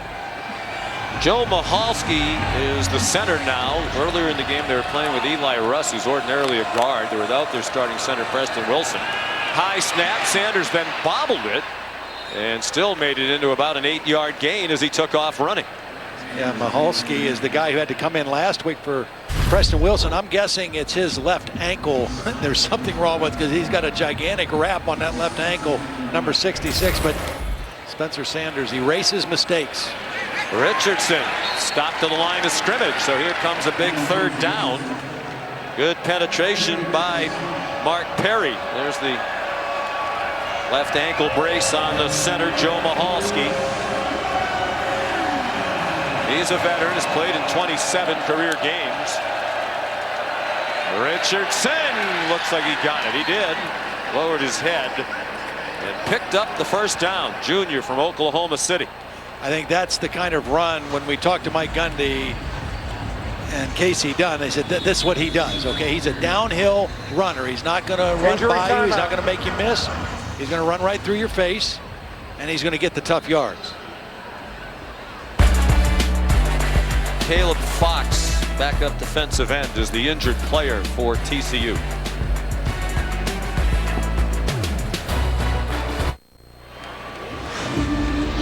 Tonight at 10:30 on ESPN Deportes and ESPN Plus, the lightweight champion Devin Haney versus George Kambosos 2, live from Melbourne, Australia. There'll probably be a lot of punters in the audience. It's for the undisputed 135-pound championship. Haney won in that matchup back in June. That's why it's 2 tonight. And that music is beautiful. It's ESPN Hockey Night. It's a doubleheader on Tuesday. The Flyers and the Tampa Bay Lightning, and then the LA Kings and the Nashville Predators starting at 7. I don't know much about the hockey, but Devin Haney, a top 10 pound-for-pound boxer. We discuss information like that in the Beat Club. He took 4 belts off Kambosos in that win back in June. Out of the pistol, Oklahoma State leading by 11. Sanders just did get it off, and a beautiful throw and catch for a first down into TCU territory. It's Brennan Presley with the grab. This, I think, is Spencer Sanders' best route. They clear out with the outside receiver, and they run the deep bench towards the outside, and then they have underneath coverage to hold that. And Spencer Sanders throws that extremely well. Big play to Presley. Good for 17 yards.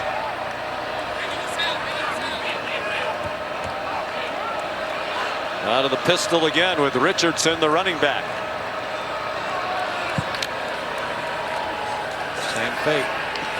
And Richardson wide open.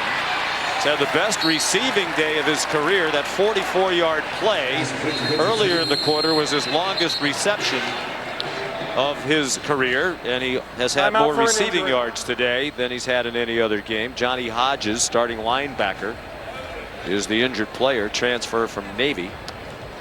Sean, that play is the example of the difference so far between Spencer Sanders and Max Duggan.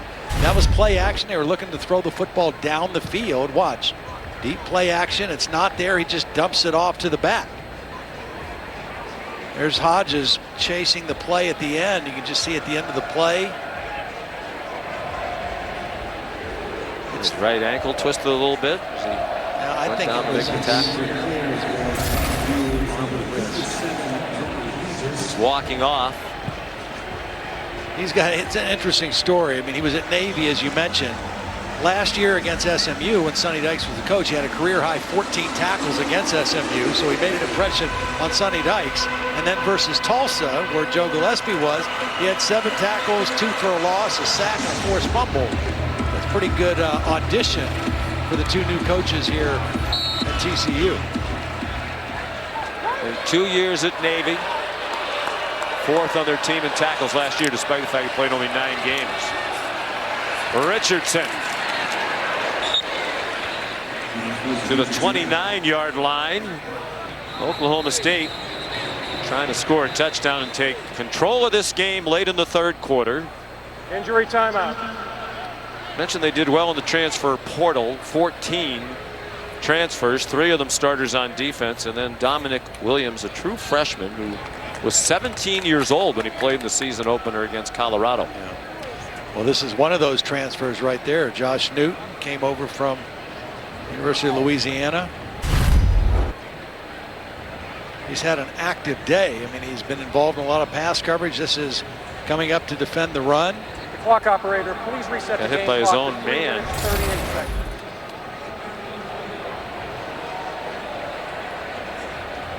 So they're checking on Newton, playing for the Warhawks at ULM, Louisiana Monroe.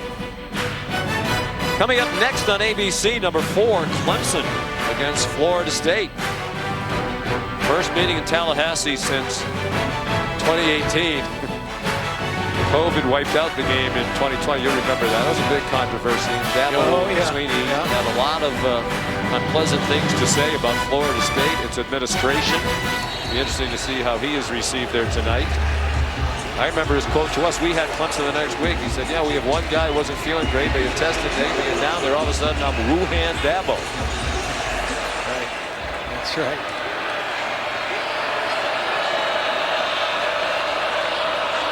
Out of the pistol again. Nixon. And pressure coming from the other side. And he spins down at the 17-yard line. And right now, they're doing just about anything they want. Well, and Mike Gundy told Molly, we got to get our run game going here in the second half. We got a little out of balance, and they've got it going. They're 113 yards now for the game. And that run game is what wears down the defense. Much more than pass blocking. Nixon. Sturdy tackle by Hodges is right back in. And that right arm dangling by his side again. And he's down on a knee again. He's trying to make a go of it. Well, you know he's a tough kid. I mean, when you talk to coaches, when they get a kid transfer from one of the academies, you know exactly what you're getting. I mean, those are guys that are playing for the love of the sport, and they're never going to quit, and they're going to fight through everything because that's how they've been trained. But obviously Hodges not feeling like he can contribute the way he wants to right now.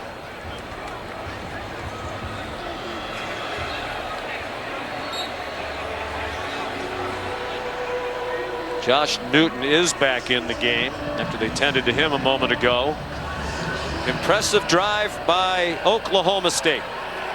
Trying to get to 6-0 for the second straight season and for the 6th time under Mike Gundy. And this is 18th year. Presley chopped down immediately. Bud Clark came over like a missile. Apparently didn't get him down on the ground the first time, but did the second.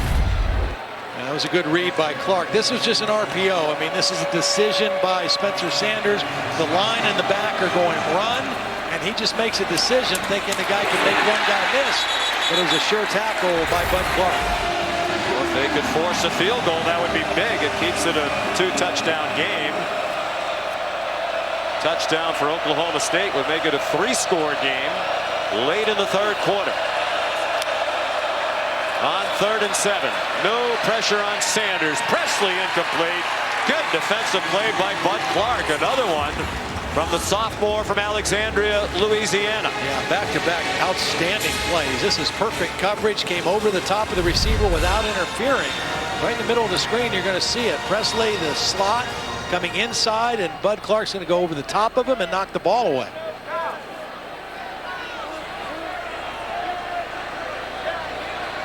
They haven't had a touchdown in this game since 10:04 remained in the second quarter. John Paul Richardson caught that 22-yard pass from Sanders. It's become a field goal fest, and this is a 32-yarder up and good from Tanner Brown.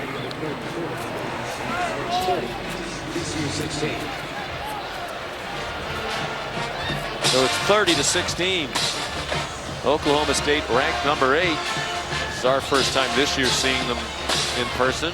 Yeah, I think we're both impressed. You know, some questions about the defense before this game started. Mike Gundy. You know, we asked him the other day in our call. I asked him, do you think you're underappreciated, that you don't get enough credit for what you've done here at Oklahoma State? He said, I don't really think about that. Yeah. But I think he is. When you look at 16 straight winning seasons, what he's done is remarkable. Yeah, I think, you know, it simply is a reason. The reason is simply that Oklahoma State maybe doesn't have as big of a brand in college football as some other places, but his record is undeniable. And the continuity of his staff. He told us they've got about 95 people in the overall staff that have been with him for most of the time there. So the consistency, the continuity. Also, he's hired some outstanding offensive coordinators that have gone on to be great coaches in other places throughout his career as well. That's one of his great strengths. Darius Davis yanked down around the 20-yard line. by Kendall Daniels. Well, Derek Mason took over for Jim Knowles. This defense last year led the country with 57 sacks. They don't have the same kind of numbers, but they've done a good job of getting pressure on Max Duggan by only rushing 4. In some cases, 3. Here's a 3-man rush, and the sack is going to occur by Lacey. Zone defense behind it. The quarterback's holding on to the ball too long, and Oklahoma State has confused Max Duggan for most of this game.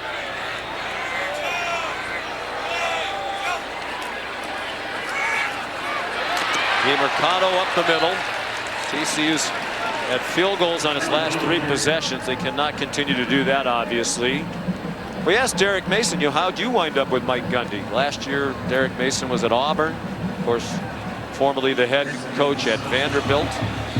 And he said it went back to the 2012 Fiesta Bowl. Yep. When Derek Mason was at Stanford, they played Oklahoma State in a great Fiesta Bowl. Andrew Luck was the quarterback at Stanford.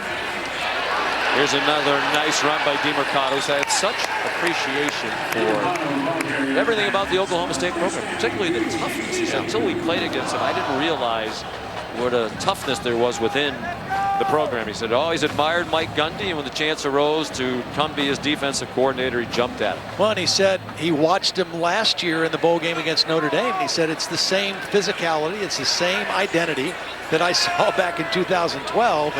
And he was impressed by that as well.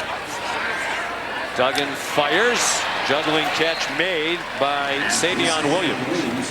And to your point about identifying offensive coaches, since he's been at Oklahoma State, he had Larry Fedora, who went on to be the head coach at Southern Miss, Dana Holgerson, Todd Monken, Mike Yersin, Sean Gleason.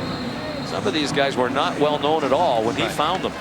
Now Casey Dunn doing a great job. ESPN's presentation of college football on ABC will return after this message and a word from our ABC stations.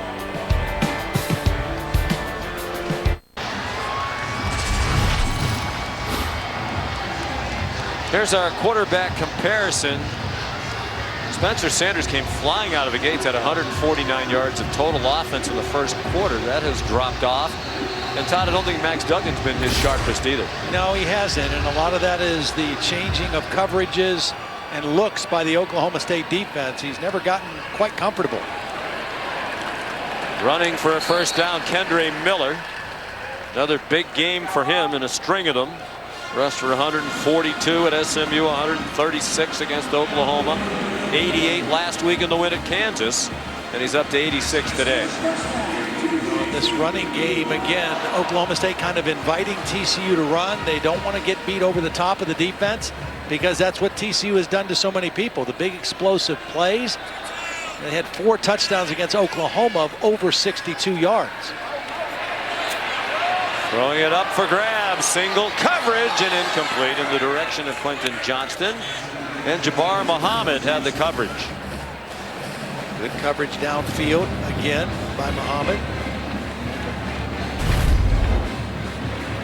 Again, with this body, though, it didn't go for the double move, but throw it in a place where he can maybe even just stop and go up. Rather than run to the ball, throw it a little bit shorter and let him try to use that big body and fend off the defender.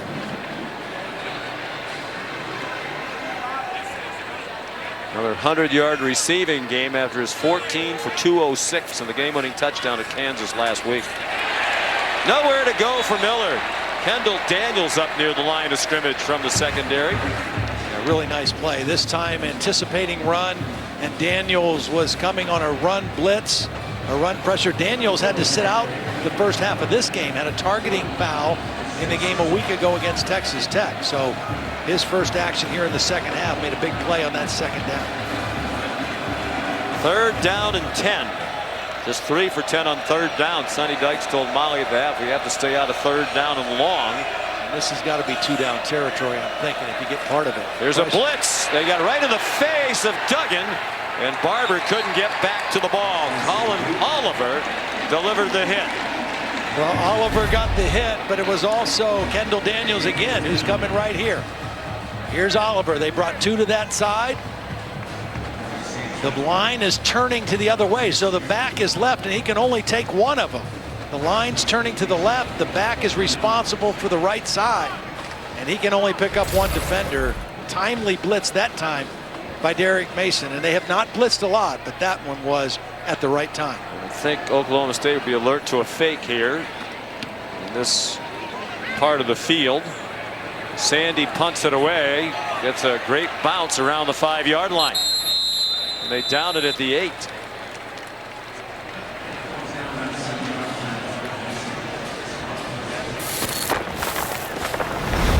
Here's the All-State playoff predictor.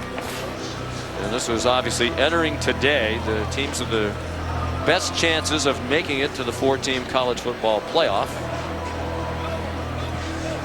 Would you concur, Mr. Blackledge? I'm sure you can explain to us how they compute this. I don't Academic All-American as you were at Penn State. But I would agree. I mean, those first 3 teams, we've kind of said all along, they have looked like the best 3 teams. I think Clemson is definitely trending that way. This is a big game for them tonight in Tallahassee. But I think their defense is finally getting healthy, and I think they are going to just get better and better. It's Alabama trailing at Tennessee. Change their odds significantly. Yeah. Dominic Richardson powers ahead. Oklahoma State oh so close. Last year, if they could win this one, it's a big hurdle cross, they'd get to 6-0. And both coaches we spoke to yesterday talked about how wide open this conference is right now.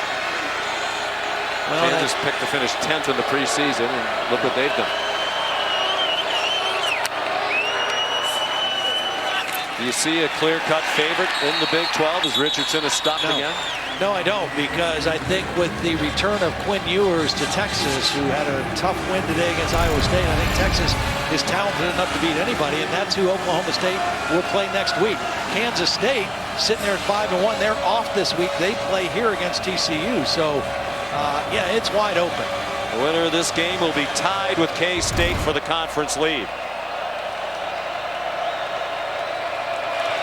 Oklahoma State is at Kansas State in 2 weeks.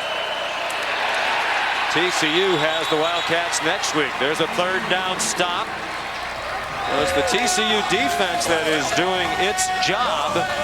They've held Oklahoma State to a couple of field goals here in the second half. But the offense needs to come to life. Yeah. If you're Sonny Dykes, would you consider it all as we look at the 3rd down stop? Well, would you consider a quarterback change? I don't think so yet. No, I don't. I think you give Max Duggan a little bit more time. He's been brilliant. He's had a rough day today, or just kind of an uncomfortable day. But I think you still go with him right now. Darius Davis got away from Jaden Nixon. Picks up some blocks. And an electric return by one of the best return men in the country to the 47-yard line.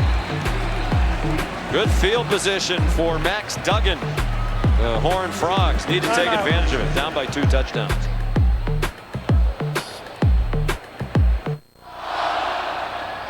We're back in Fort Worth, Texas, Amon G. Carter Stadium on the campus of TCU. The homestanding Horned Frogs, 5-0 for the first time since 2017, which is really the last time they were nationally relevant in a game under 500 in the last 4 seasons. They're down by 2 touchdowns. Max Duggan had big performances against Oklahoma and Kansas, but playing a feisty Oklahoma State defense today hasn't done much. Well, they blitzed them the last series, but for the most part, as you take a look at backup Chandler Morris, who was the starter in week 1, they've played zone, and they have not given up the big plays. They bring a blitz from Daniels. It was picked up. Now a floating throw again. Caught by Johnston. And it's a first down all the way to the 22-yard line.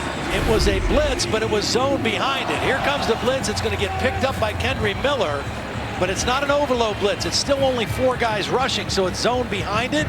Max Duggan did a nice job of stepping up, knowing he had time, and finding the crossing route to Quentin Johnston.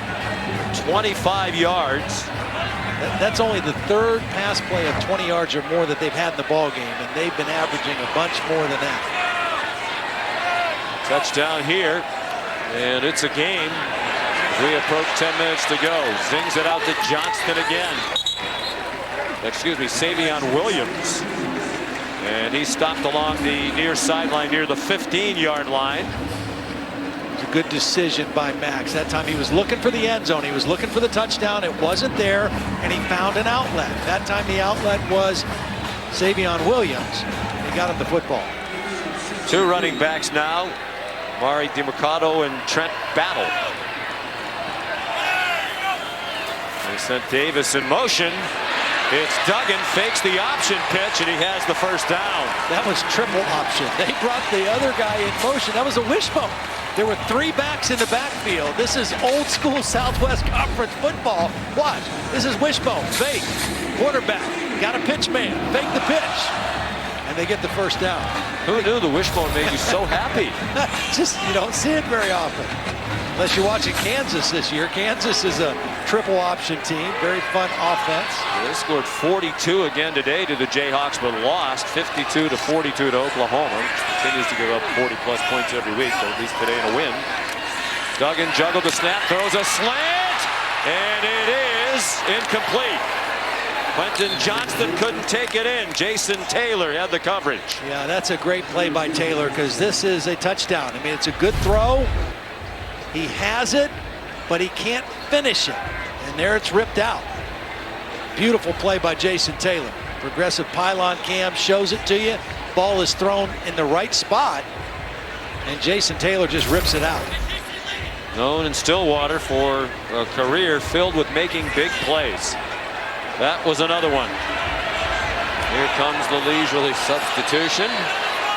And he's telling him to snap it. And they got two men down the field. They got the penalty that time. There is a flag down underneath the goalpost. Saw Sonny Dykes. And see, this is what Max Duggan didn't do in the first half. He turned around to complain, and had he just snapped the football as soon as they clear the center, they would have got the penalty. They didn't do it in the first half. That time they got it. You know, it's one thing to leisurely come on the field, but you better bust it getting off the field. And that time, Max Duggan's going to catch him. But once the center judge moves away, as Matt Austin says, snap it right now. And they warned Oklahoma State. Defense. At the distance to the goal line. Replay second down. Brendan Evers did not get off. You saw Sonny Dykes screaming at Duggan to snap it. So it's second and goal from the 3. I think this is quarterback run here. We got it loaded right side. Kendre Miller lowers his head and has a touchdown for TCU.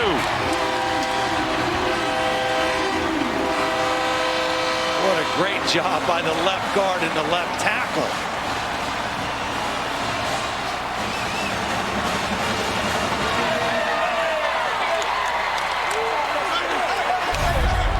Take one more look from the progressive pylon cam to make sure Miller got in the end zone. Clearly the ball over. Steve Avila, the left guard, Brandon Coleman, the left tackle, just really drove their men into the end zone. Alon Ali, the center for the big block. At least one rushing touchdown in every game this season for Miller. 7 total in 6 games. Having the 47-yard drive after another nice punt return by Darius Davis. It is a 7-point game after the extra point by Griffin Kell with 9:22 to go. The crowd back into it.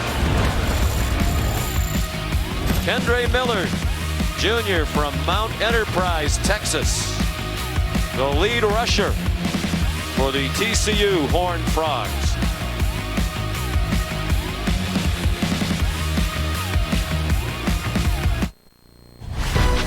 College football on ABC is presented by Arby's. Arby's, we have the meats.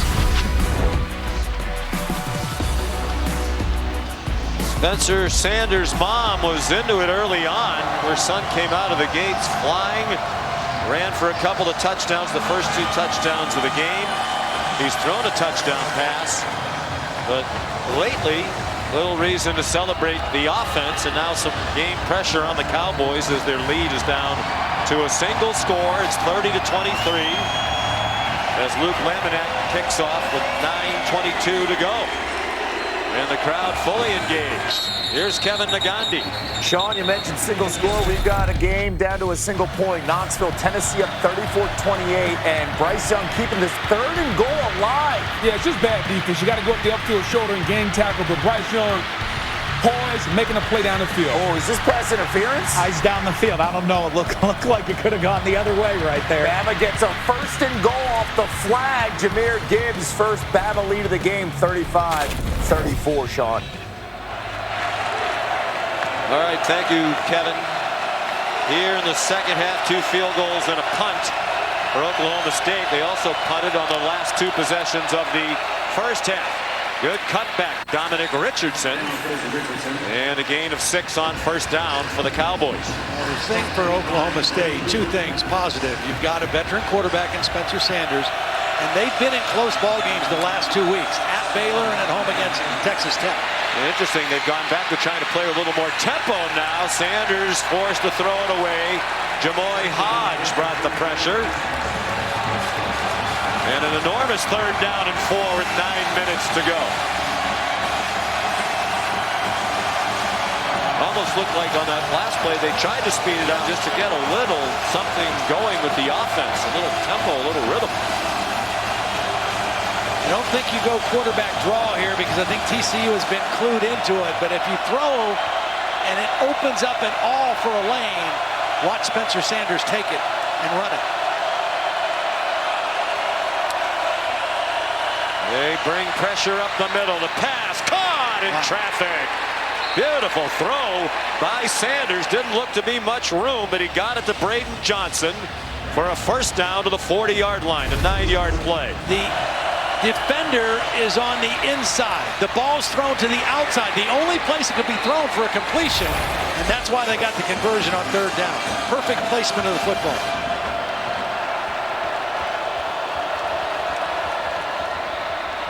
Now they send Sanders on the run. Turns the corner, ran away from Hodges, who's back in the game after he's come out a couple of times with that apparent arm injury. 10-yard pickup and a first down for Oklahoma State. And obviously at this juncture, a field goal would be huge. Yeah.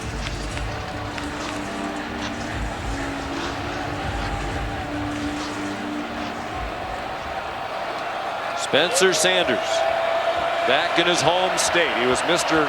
Football in Texas in 2017. Richardson tripped up after a gain of 1. You know, the thing that he's done so much better this year in his final year, I mean, he came in averaging over 300 yards a game passing, but his touchdown to interception ratio, his first 3 years, he threw a lot of interceptions, 31 interceptions in his first 3 years, 12 of them last year. So far this year, only 2. To go with 13 touchdown passes. Yep. Excellent ratio. They go back to the pistol. A lot of faking by Sanders. Deep ball. And it is intercepted. There is a flag down though, Sean. I'm not sure it was thrown right at the snap. I don't know if somebody was lined up offside or if it's a formation penalty. Illegal formation, the interception would stand. Bud Clark picked it off. Illegal formation. More than 4 players in the backfield on the offense. The penalty is declined. The result of the play is an interception. First down. First career interception for Bud Clark, a sophomore from Alexandria, Louisiana. You just talked about avoiding interceptions, and here it is. Yeah, they tried to go deep. He doesn't get enough on the ball. The receiver beat the defender, but because the ball was underthrown, the receiver had to stop, and Bud Clark made the play. If that ball's thrown out in front, it's another touchdown for Spencer Sanders.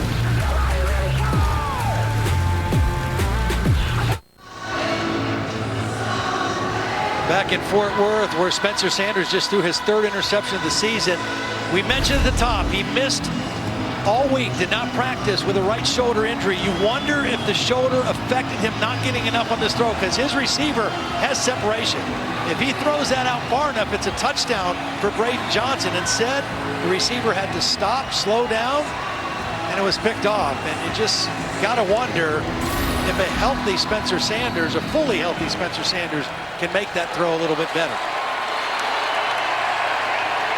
So now TCU ball from its own 8-yard line. Needing a touchdown to tie. In trouble off the handoff. Henry Miller, he's back to the line of scrimmage. And that's it.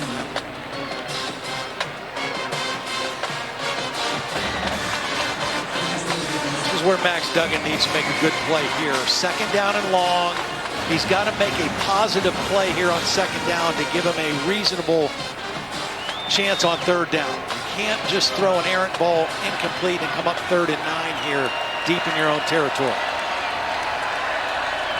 Duggan very highly recruited out of high school. Ohio State, Penn State, Notre Dame among others. His pass batted down. Good hands by Trace Ford. Max told us when he came to this campus, he immediately fell in love with TCU. He's trying to deliver one of the big wins in recent Horned Frog history. It's hard to fault the quarterback for that. The left tackle, he's got to put his helmet a little bit south of the belt line on that time. And then those arms aren't going to go up by the defensive lineman. You can't let him just stand there, disengage, and jump up and deflect the pass. 3rd down. 6:37 to go. Play clock down to 3. 4-man rush. They still push the pocket. Duggan throw too high. Looked like Quentin Johnston jumped a fraction too early. Still got a hand on it with Jabbar Muhammad in coverage, and he's given Johnston all he can handle today. Well, pretty good pressure again, 4-man rush, and I don't think Duggan set his feet. I think he was kind of backing up as he threw it. There was pressure, but the ball sailed on him because he wasn't able to really set his feet and step into it.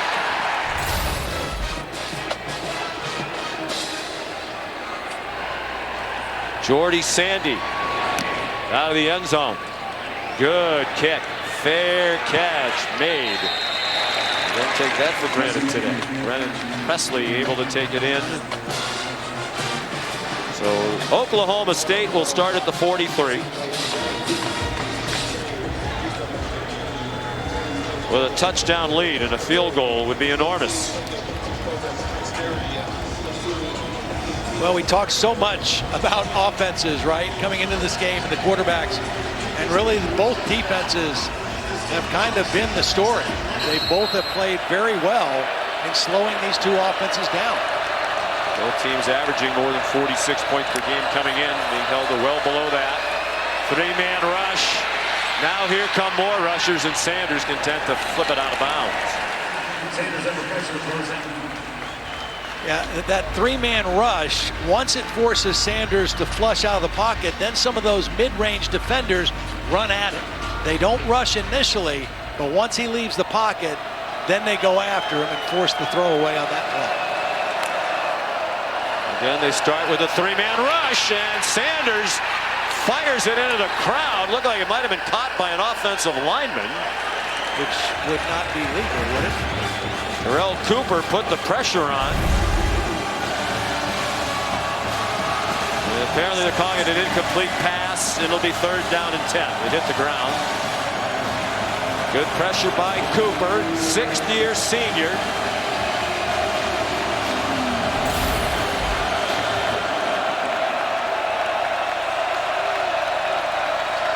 Third down and 10.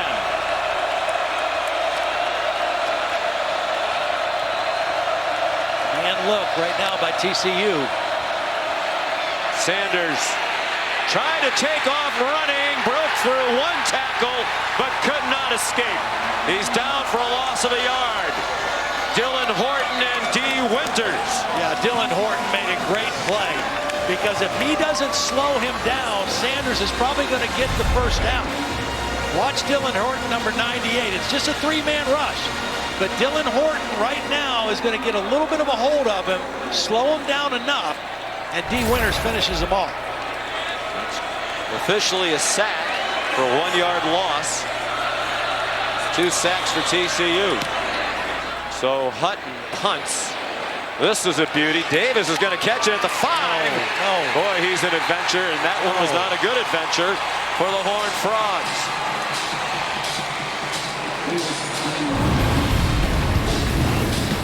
Timeout. Well, the TCU defense came up again.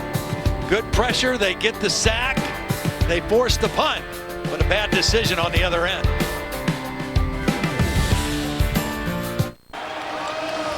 Sean, you've called Darius Davis an adventure, but I mean, this is just not a good decision. You put your heels on the 10-yard line. If you can catch it there, great. If not, you let it bounce, see if it goes in the end zone. Beautiful play by Ollie Gordon down there on coverage, the freshman running back, but Darius Davis, probably not the wisest decision there. Now you're 94 yards away from a game-tying touchdown. They've been behind just about all day. They have not led in this game. They had trailed for only 16.5 minutes all season. Quarterback draw, Duggan. Max Duggan out to the 20, so they get out from the shadow of their own end zone with a 14-yard run. You'll remember 1 week ago they had an enormous 99-yard drive at Kansas after the defense forced a fumble when the Jayhawks were going in. Jayhawks fumbled on the 1. 99 yards, and most of that on 2 catches back-to-back by Quentin Johnston. 82 of those 99 yards. DeMercado, the ball carrier. Mason Cobb made the tackle. Gain of 3. We're down to 4:42. The clock running. Each team with all 3 timeouts. Yeah, you don't have to abandon the run. You don't have to change your game plan. Plenty of time to try to get in position to tie this football game. Duggan 17 for 32 for 186. He's rushed for 45. Pressure coming. And he throws a spin move. Johnston, that spin move, sheds another. He can fly. And they knocked him out of bounds. My goodness, is he dynamic. Well, this is great by Max Duggan, knowing pressure's coming, so one-on-one. And here's the spin move. Head fake inside, spin outside, and then strength to break the tackle of Mason Cobb. I'll tell you, he is fun to watch. 30 yards, 23 after the catch.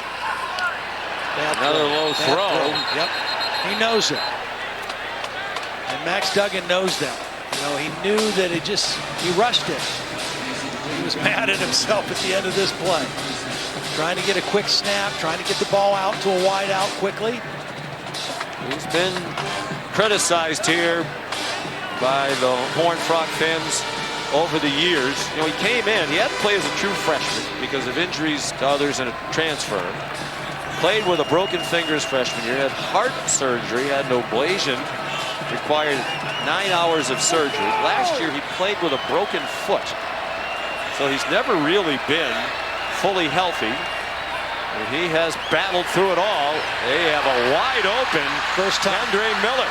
First time he's done it all day, Sean. It's been there with this zone defense and Oklahoma State trying to keep everything in front. For the first time, he dumped it off to the back, and Andre Miller got him a first down. Even the dump offs, just, you know, they got him off sides again. Yep, they have. And there are flags down. Now that time Oklahoma State was trying to substitute, and there was no official over the ball, and they were late substituting, and he was on the side of TCU. Offside, number 94, defense. 5-yard penalty, first down. Trace Ford was trying to get into the ball game. That's not him. Trace Ford was the other guy, and he was on the TCU side of the football when the ball was snapped. So alertly, Max Duggan, for the second time here in the second half, gets the offside penalty. Clock running under 3.5 minutes to go. Plenty of time for TCU with all 3 of its timeouts. They've very quickly gone from their own 6 to the 25 of Oklahoma State. In 5 plays, Duggan fires. Caught! Wow. High throw and a nice catch at the 11-yard line. Jared Wiley, the tight end, his first catch of the day and 6th of the year. Well, when you're 6'7", you can throw it up there for him. He was a former quarterback in high school, shows some athleticism there, and that ball could only be caught by Jared Wiley. Transfer from Texas, where he played the last 3 years. 1st and 10 at the 12-yard line. After a 13-yard play. DeMercado bounced down after a pickup of 2. Trace Ford, another tackle for Oklahoma State. So, Sean, here's like a delicate balance right now for Sonny Dykes and Garrett Riley. You don't want to give, you obviously got to score, right? But you don't want to give Oklahoma State much time. So you want to massage the clock, but at the same time not lose your energy offensively because you still need to score. And you got to score a touchdown. Wildcat look. And DiMercato gave it to Duggan. They have a receiver open. Another floating throw. It got to Wiley, and he got to the end zone. But now the field judge is looking at the line judge to see where they're going to spot the ball. And I think the field judge says he's down at the 1-yard line. I think it's a touchdown. The ruling in the field is that the player was down short of the goal line at the 1-yard line. First down. Unless he stepped out, I think it's a touchdown, but let's take a look. Beautifully executed trick play. Does he step out? No. And does he touch before the end zone? No. That's a touchdown. What a time for the trick play as we see the end of it on the progressive pylon cam. They were in a wildcat quarterback formation. DiMercato took the handoff. The ruling in the field is that the runner was short of the goal line. The previous play is under further review. What a time for that call. DiMercato took the direct snap and handed it off to Duggan, who then threw it. And by our count, and we're looking at the replays, it looks like a touchdown all the way. Trick play. What a great job by DiMercato blocking the end and allowing Duggan to get outside and make the throw. And Jared Wiley, 2 plays on this drive, huge for this TCU offense. That's a touchdown, right? It is, I believe, unless Matt Austin saw something we didn't see. Matt? No, this should be a touchdown. If this play happened at the 50-yard line and the whistle blew, it would be dead right there and there's nothing you can do. But since the next step took the runner into the end zone, this should be overturned to a touchdown. Sean, we got to look at this again. The play that DiMercato, first of all, he's taking the snap. He's going to hand off. Now watch the block. The block he gets is just enough to allow Duggan to get outside. On the other side, Kendall Daniels was rushing and didn't know where the ball was. But again, to me, the floaty throw, which has been sort of all day long, makes this a close play, right? I mean, if that's just got a little less air under it, he might walk into the end zone. I know you got to make sure you put it where Wiley can catch it. It's his 3rd touchdown in the last 5 games. He had 3 touchdown catches in 3 years at Texas. Well, I think part of the reason for the floaty throw on that one was there was still pressure on the other side, and he was kind of giving ground to the pressure. I'll tell you what, he hasn't had his best game, but he showed some grit on this drive. Without question. They started on the 6-yard line, right? Last week, 99-yard drive. This week, 94-yard drive. And he showed some toughness and grit. Well, I think you and I liked him before we even met him yesterday. Just when he started telling a story, you know, he was the starter for 3 years. He loses the job of the new coach.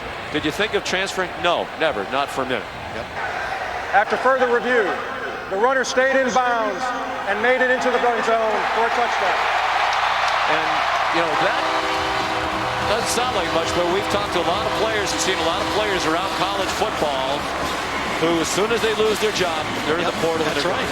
And Sonny Dykes told us, we made the decision 10 days before the start of the season to give him time if he wanted to go somewhere else. And Max Duggan said, no, I want to stay here. I love it here. I love my teammates. Remember, the first play of this 94-yard drive was Max Duggan on a quarterback draw for about 12 tough yards.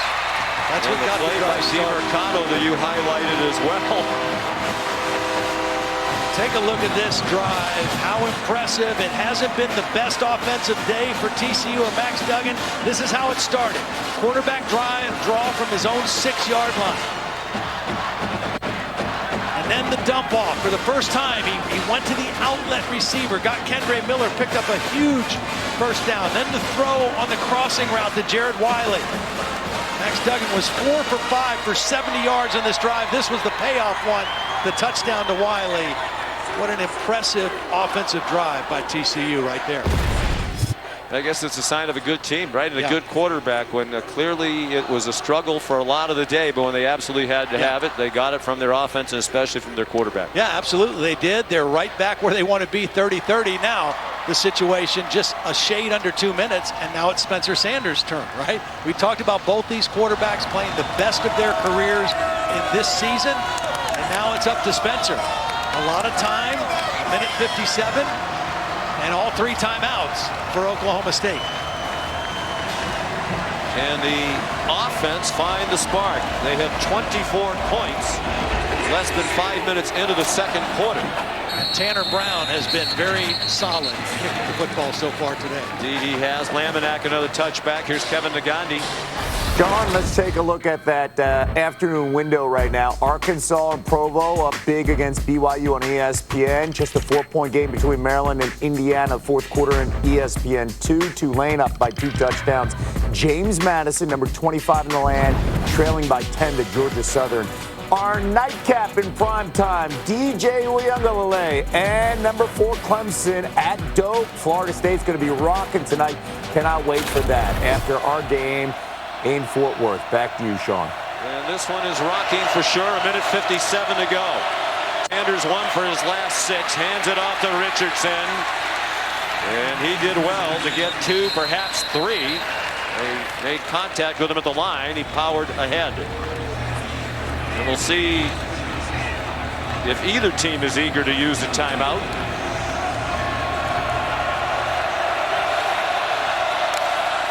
Oklahoma State does line up quickly. They won't necessarily snap it quickly.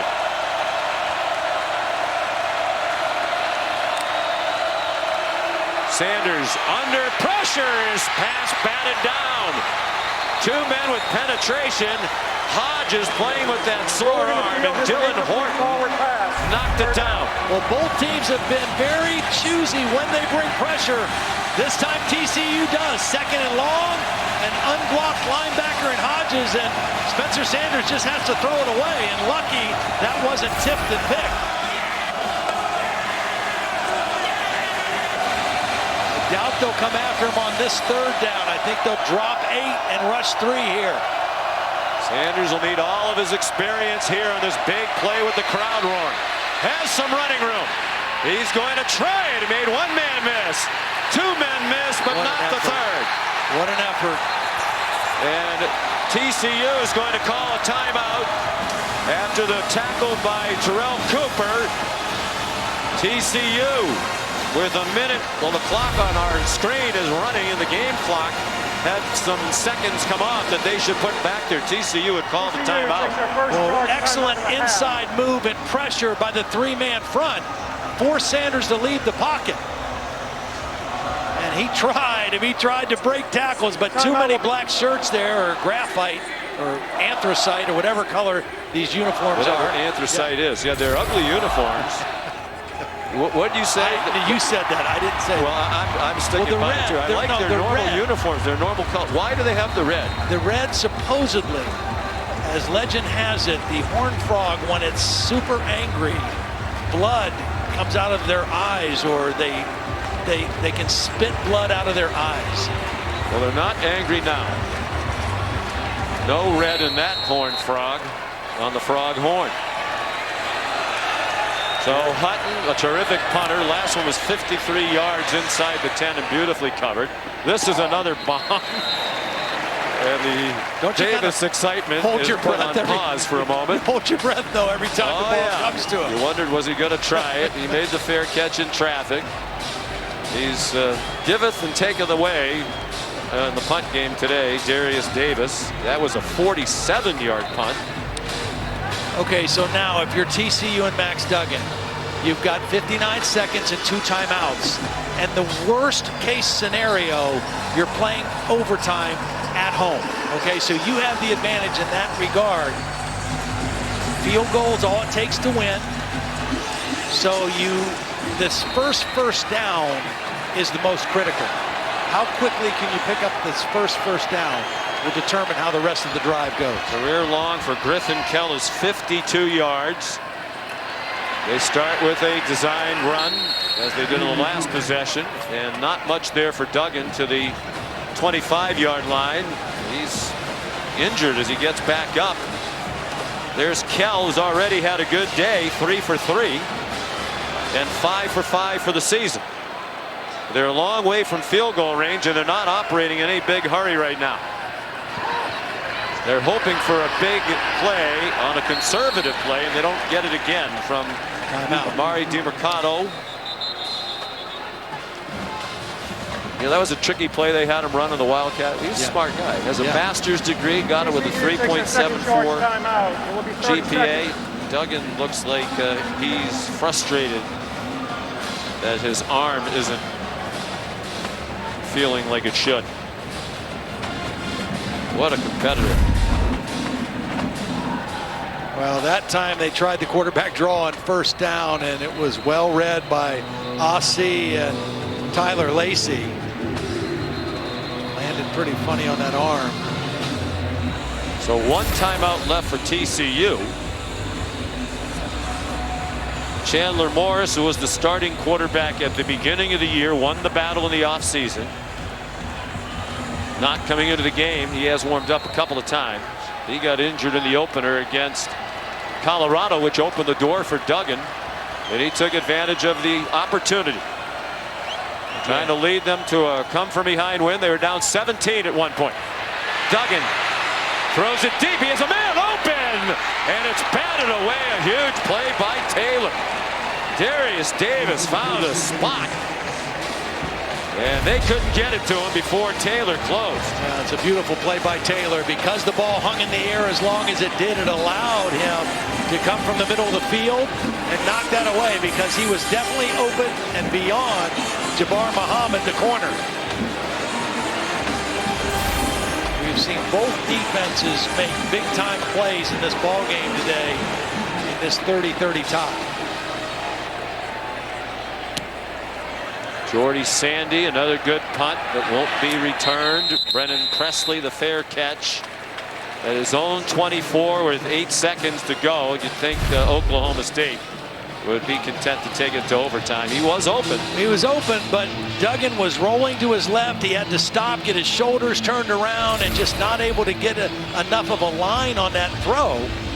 And the safety was able to come over the top and knock it away. And he was twisting his shoulder around as if it wasn't at 100%, which probably didn't help him get the ball there either. And a big play by Jason Taylor. Game-sealing 4th quarter interception at Baylor this season. 85-yard fumble return for a touchdown in the 4th quarter of a 2-point win at Kansas State in 2020. Onside kick return for a touchdown the second half of a 6-point win against Texas Tech. A pick 6 at Texas in 2021. In an 8-point win. He's a big playmaker. He just made another one. And they do take a knee to take it to overtime. Meanwhile, Max Duggan is in their medical tent on the TCU side. This big battle in the Big 12 goes to overtime after this.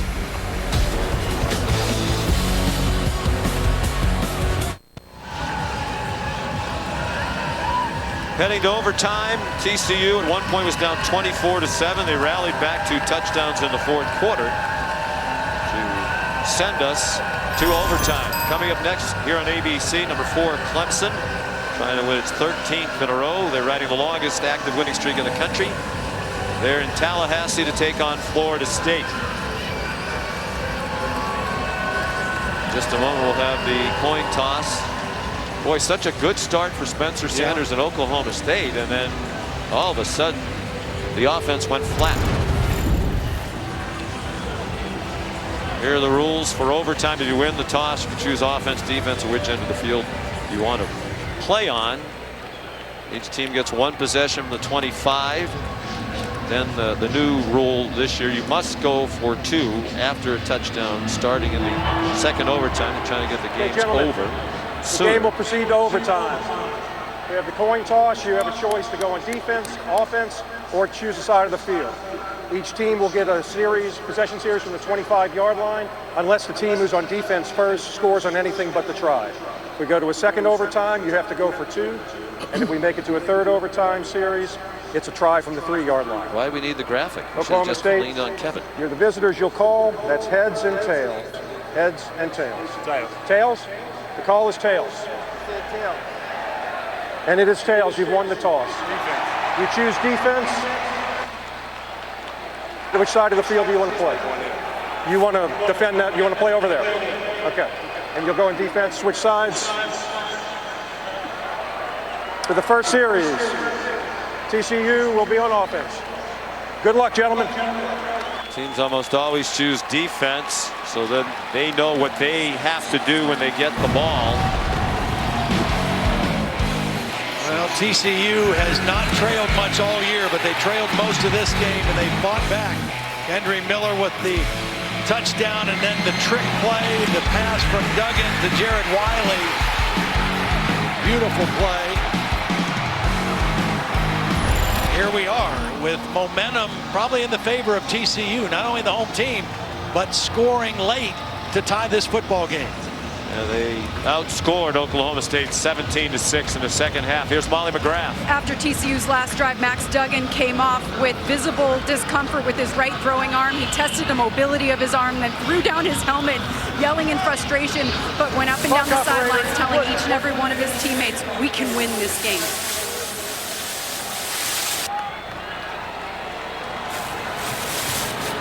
Senior Max Duggan does have a year of eligibility left. The COVID year. They start from the 25 with Miller, the running back. And Miller took the handoff and ran into a wall of Cowboys at the line of scrimmage. Mason Cobb in at the bottom of the pile. Through regulation play, TCU outgained Oklahoma State 460 to 361. TCU ran the ball really well in that second half, up around 199 yards, but that first down play, excellent run defense by the Cowboys.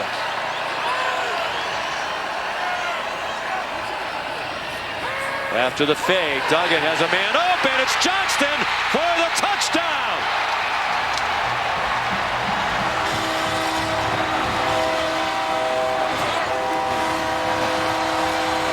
Well, the ball fake, we talked about the running ability of TCU in the second half.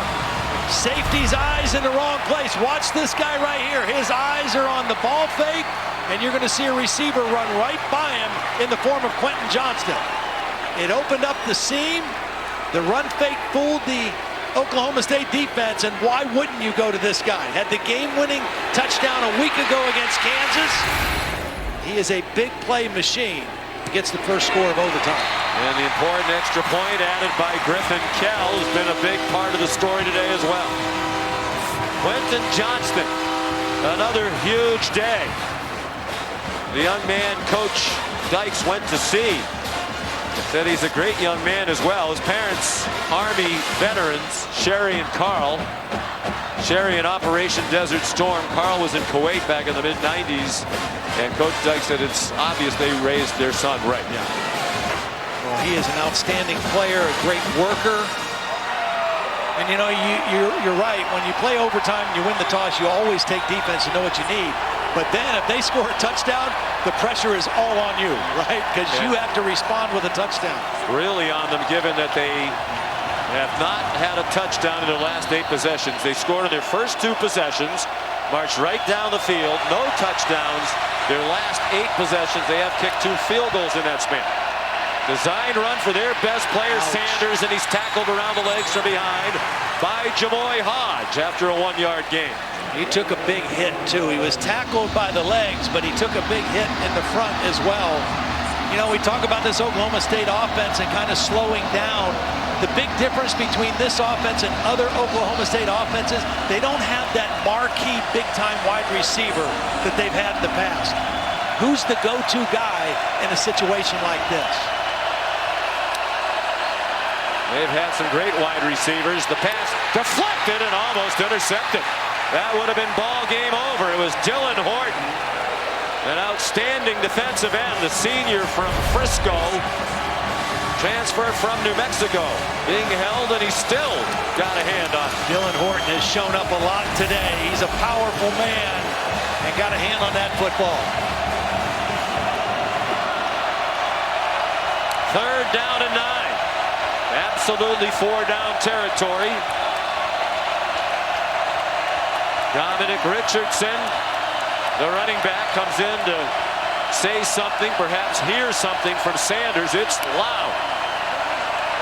Here comes Horton again. Sanders incomplete in the direction of John Paul Richardson.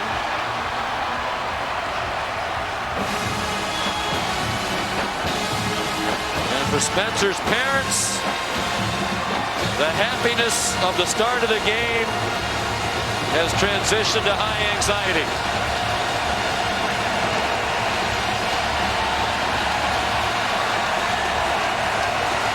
They must convert on 4th and 9, or the Cowboys will suffer a very tough loss, their first of the season, after leading by 17. 5 receivers, 3 to the right, timeout call by TCU. Yeah, TCU was confused defensively. I mean, they were running all over the place with their safeties, and Joe Gillespie got a timeout at the last minute.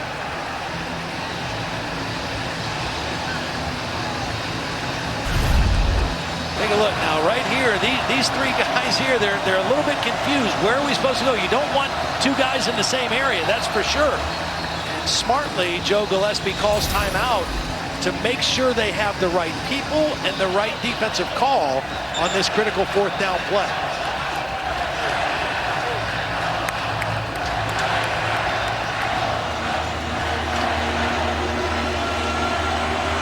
Spencer Sanders didn't practice all week, got off to a hot start, but has completed 1 of his last 9.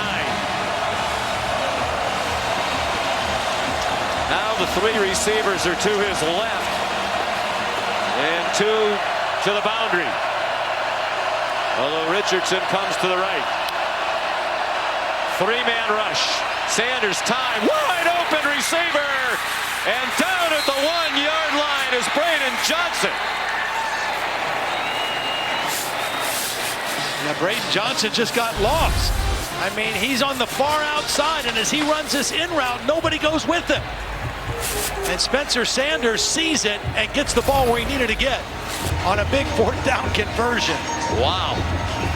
Sanders, 1 for his previous 9. The offense with no rhythm, nothing going on at all. So much riding on that play, they convert. Now they can tie it with a touchdown and the extra point. Richardson upended, he got in.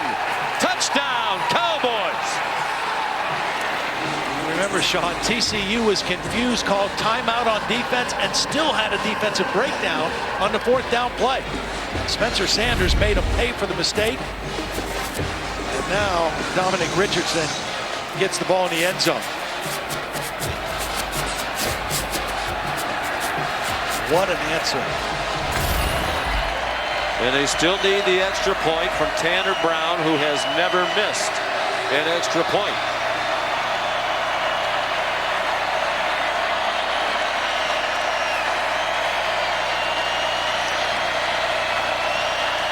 .66 out of 66 career. He's still perfect.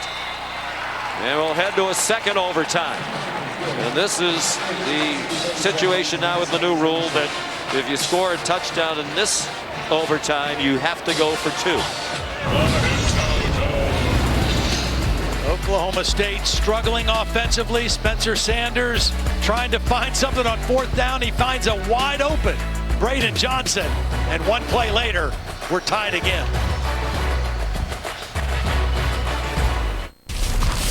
Kevin Nagani back in studio. We are 25 minutes away from kickoff. Jordan Travis and Florida State hosting number 4 Clemson. Primetime game on ABC.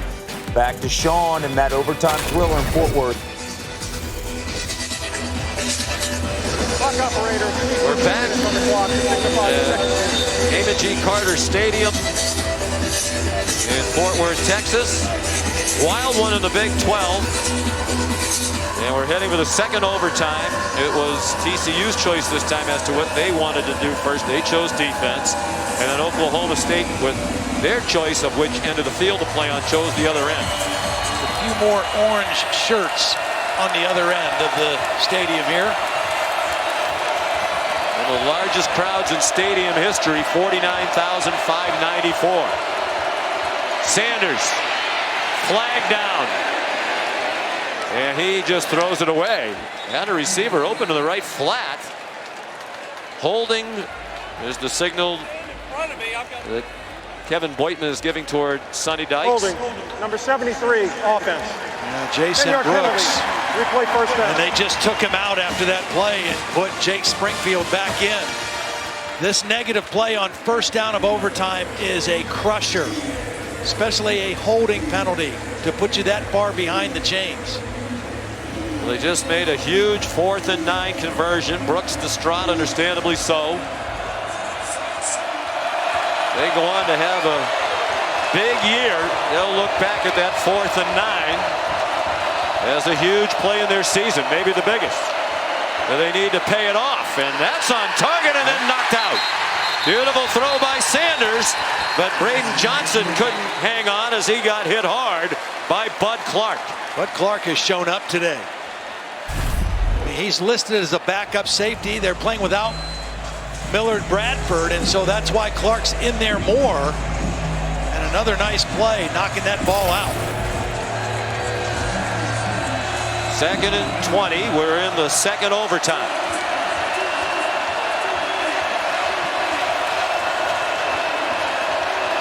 Again, 5 wide receivers. Again, just a 3-man rush. Long throw, diving attempt by John Paul Richardson. It short hopped him with Dan Diobiezor in coverage. And see, Sean, you have to make a completion here because right now this is a very difficult field goal. I mean, so you have to complete something. That's why Spencer Sanders was so upset not with that throw. This would be 52 yards. Brown, in his second year as their kicker, has never made one from over 50. He's 0 for 1. They don't try long ones. His career long is 49. Again, a 3-man rush and a high throw behind Johnson with Josh Newton in coverage. And now Mike Gundy has a tough decision to make. If you think your field goal kicker has the leg, you have to get points, and they're going to try that. 3-man rush, dropping 8. Not a lot of windows to throw the football out there. Good defense by TCU.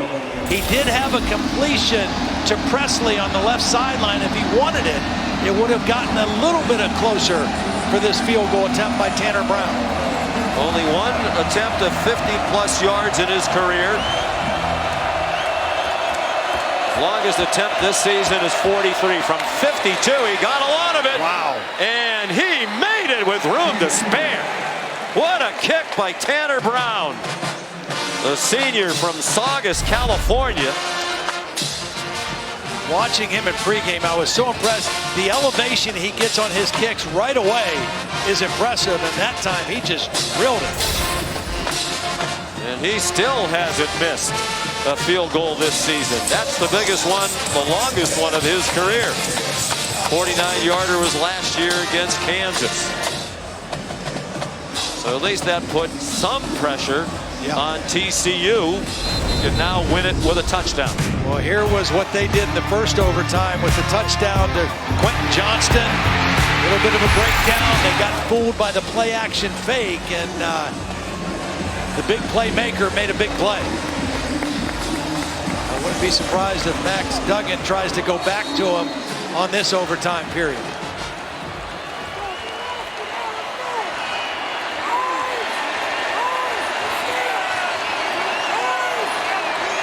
Andre Miller, the running back. They start with him. He breaks out of a pile. What a run. And powers down for about a 7-yard gain. What a run. This was a 1-yard gain. I mean, they had it bottled up.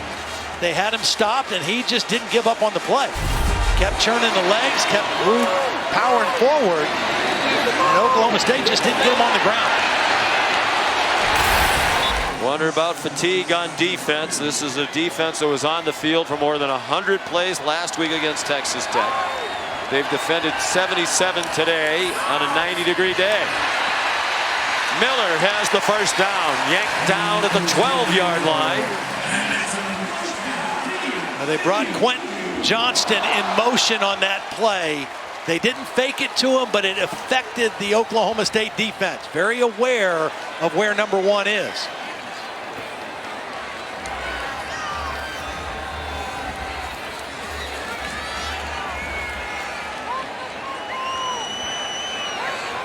First and 10. Oklahoma State has kicked the field goal to start the second overtime. TCU would win with a touchdown. Nowhere to go for Miller. You know, it's kind of a moot point, but, you know, the rules in overtime, in the second overtime, if you score a touchdown, you have to go for 2. But because Oklahoma State won the field goal, that's off the table. All they have to do is get the ball in the end zone, and the game is over. First close game for the Cowboys this year. They started the day along with Ohio State as the only 2 teams in the country that had won every game by double figures.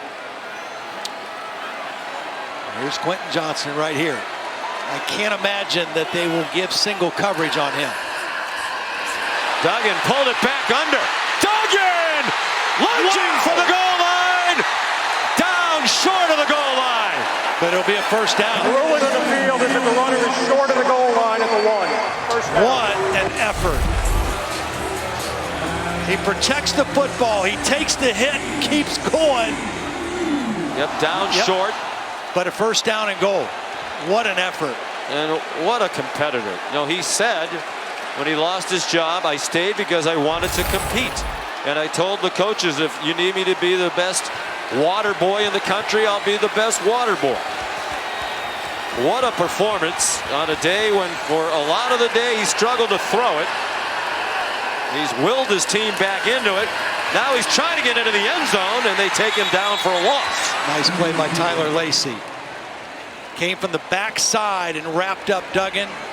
Again, on the front side, you have an extra blocker, but Tyler Lacey came from the backside and beat his block and made the play. The way you would expect a veteran like Tyler Lacey to do. They bring Brent Matisic onto the field. He usually lines up as a fullback when they go to a 2-back I formation, and he's in front of Kendre Miller. Now, they got Johnson out here, and no safety help. Do they take a shot at him? No, they give it to Miller. Touchdown! TCU wins!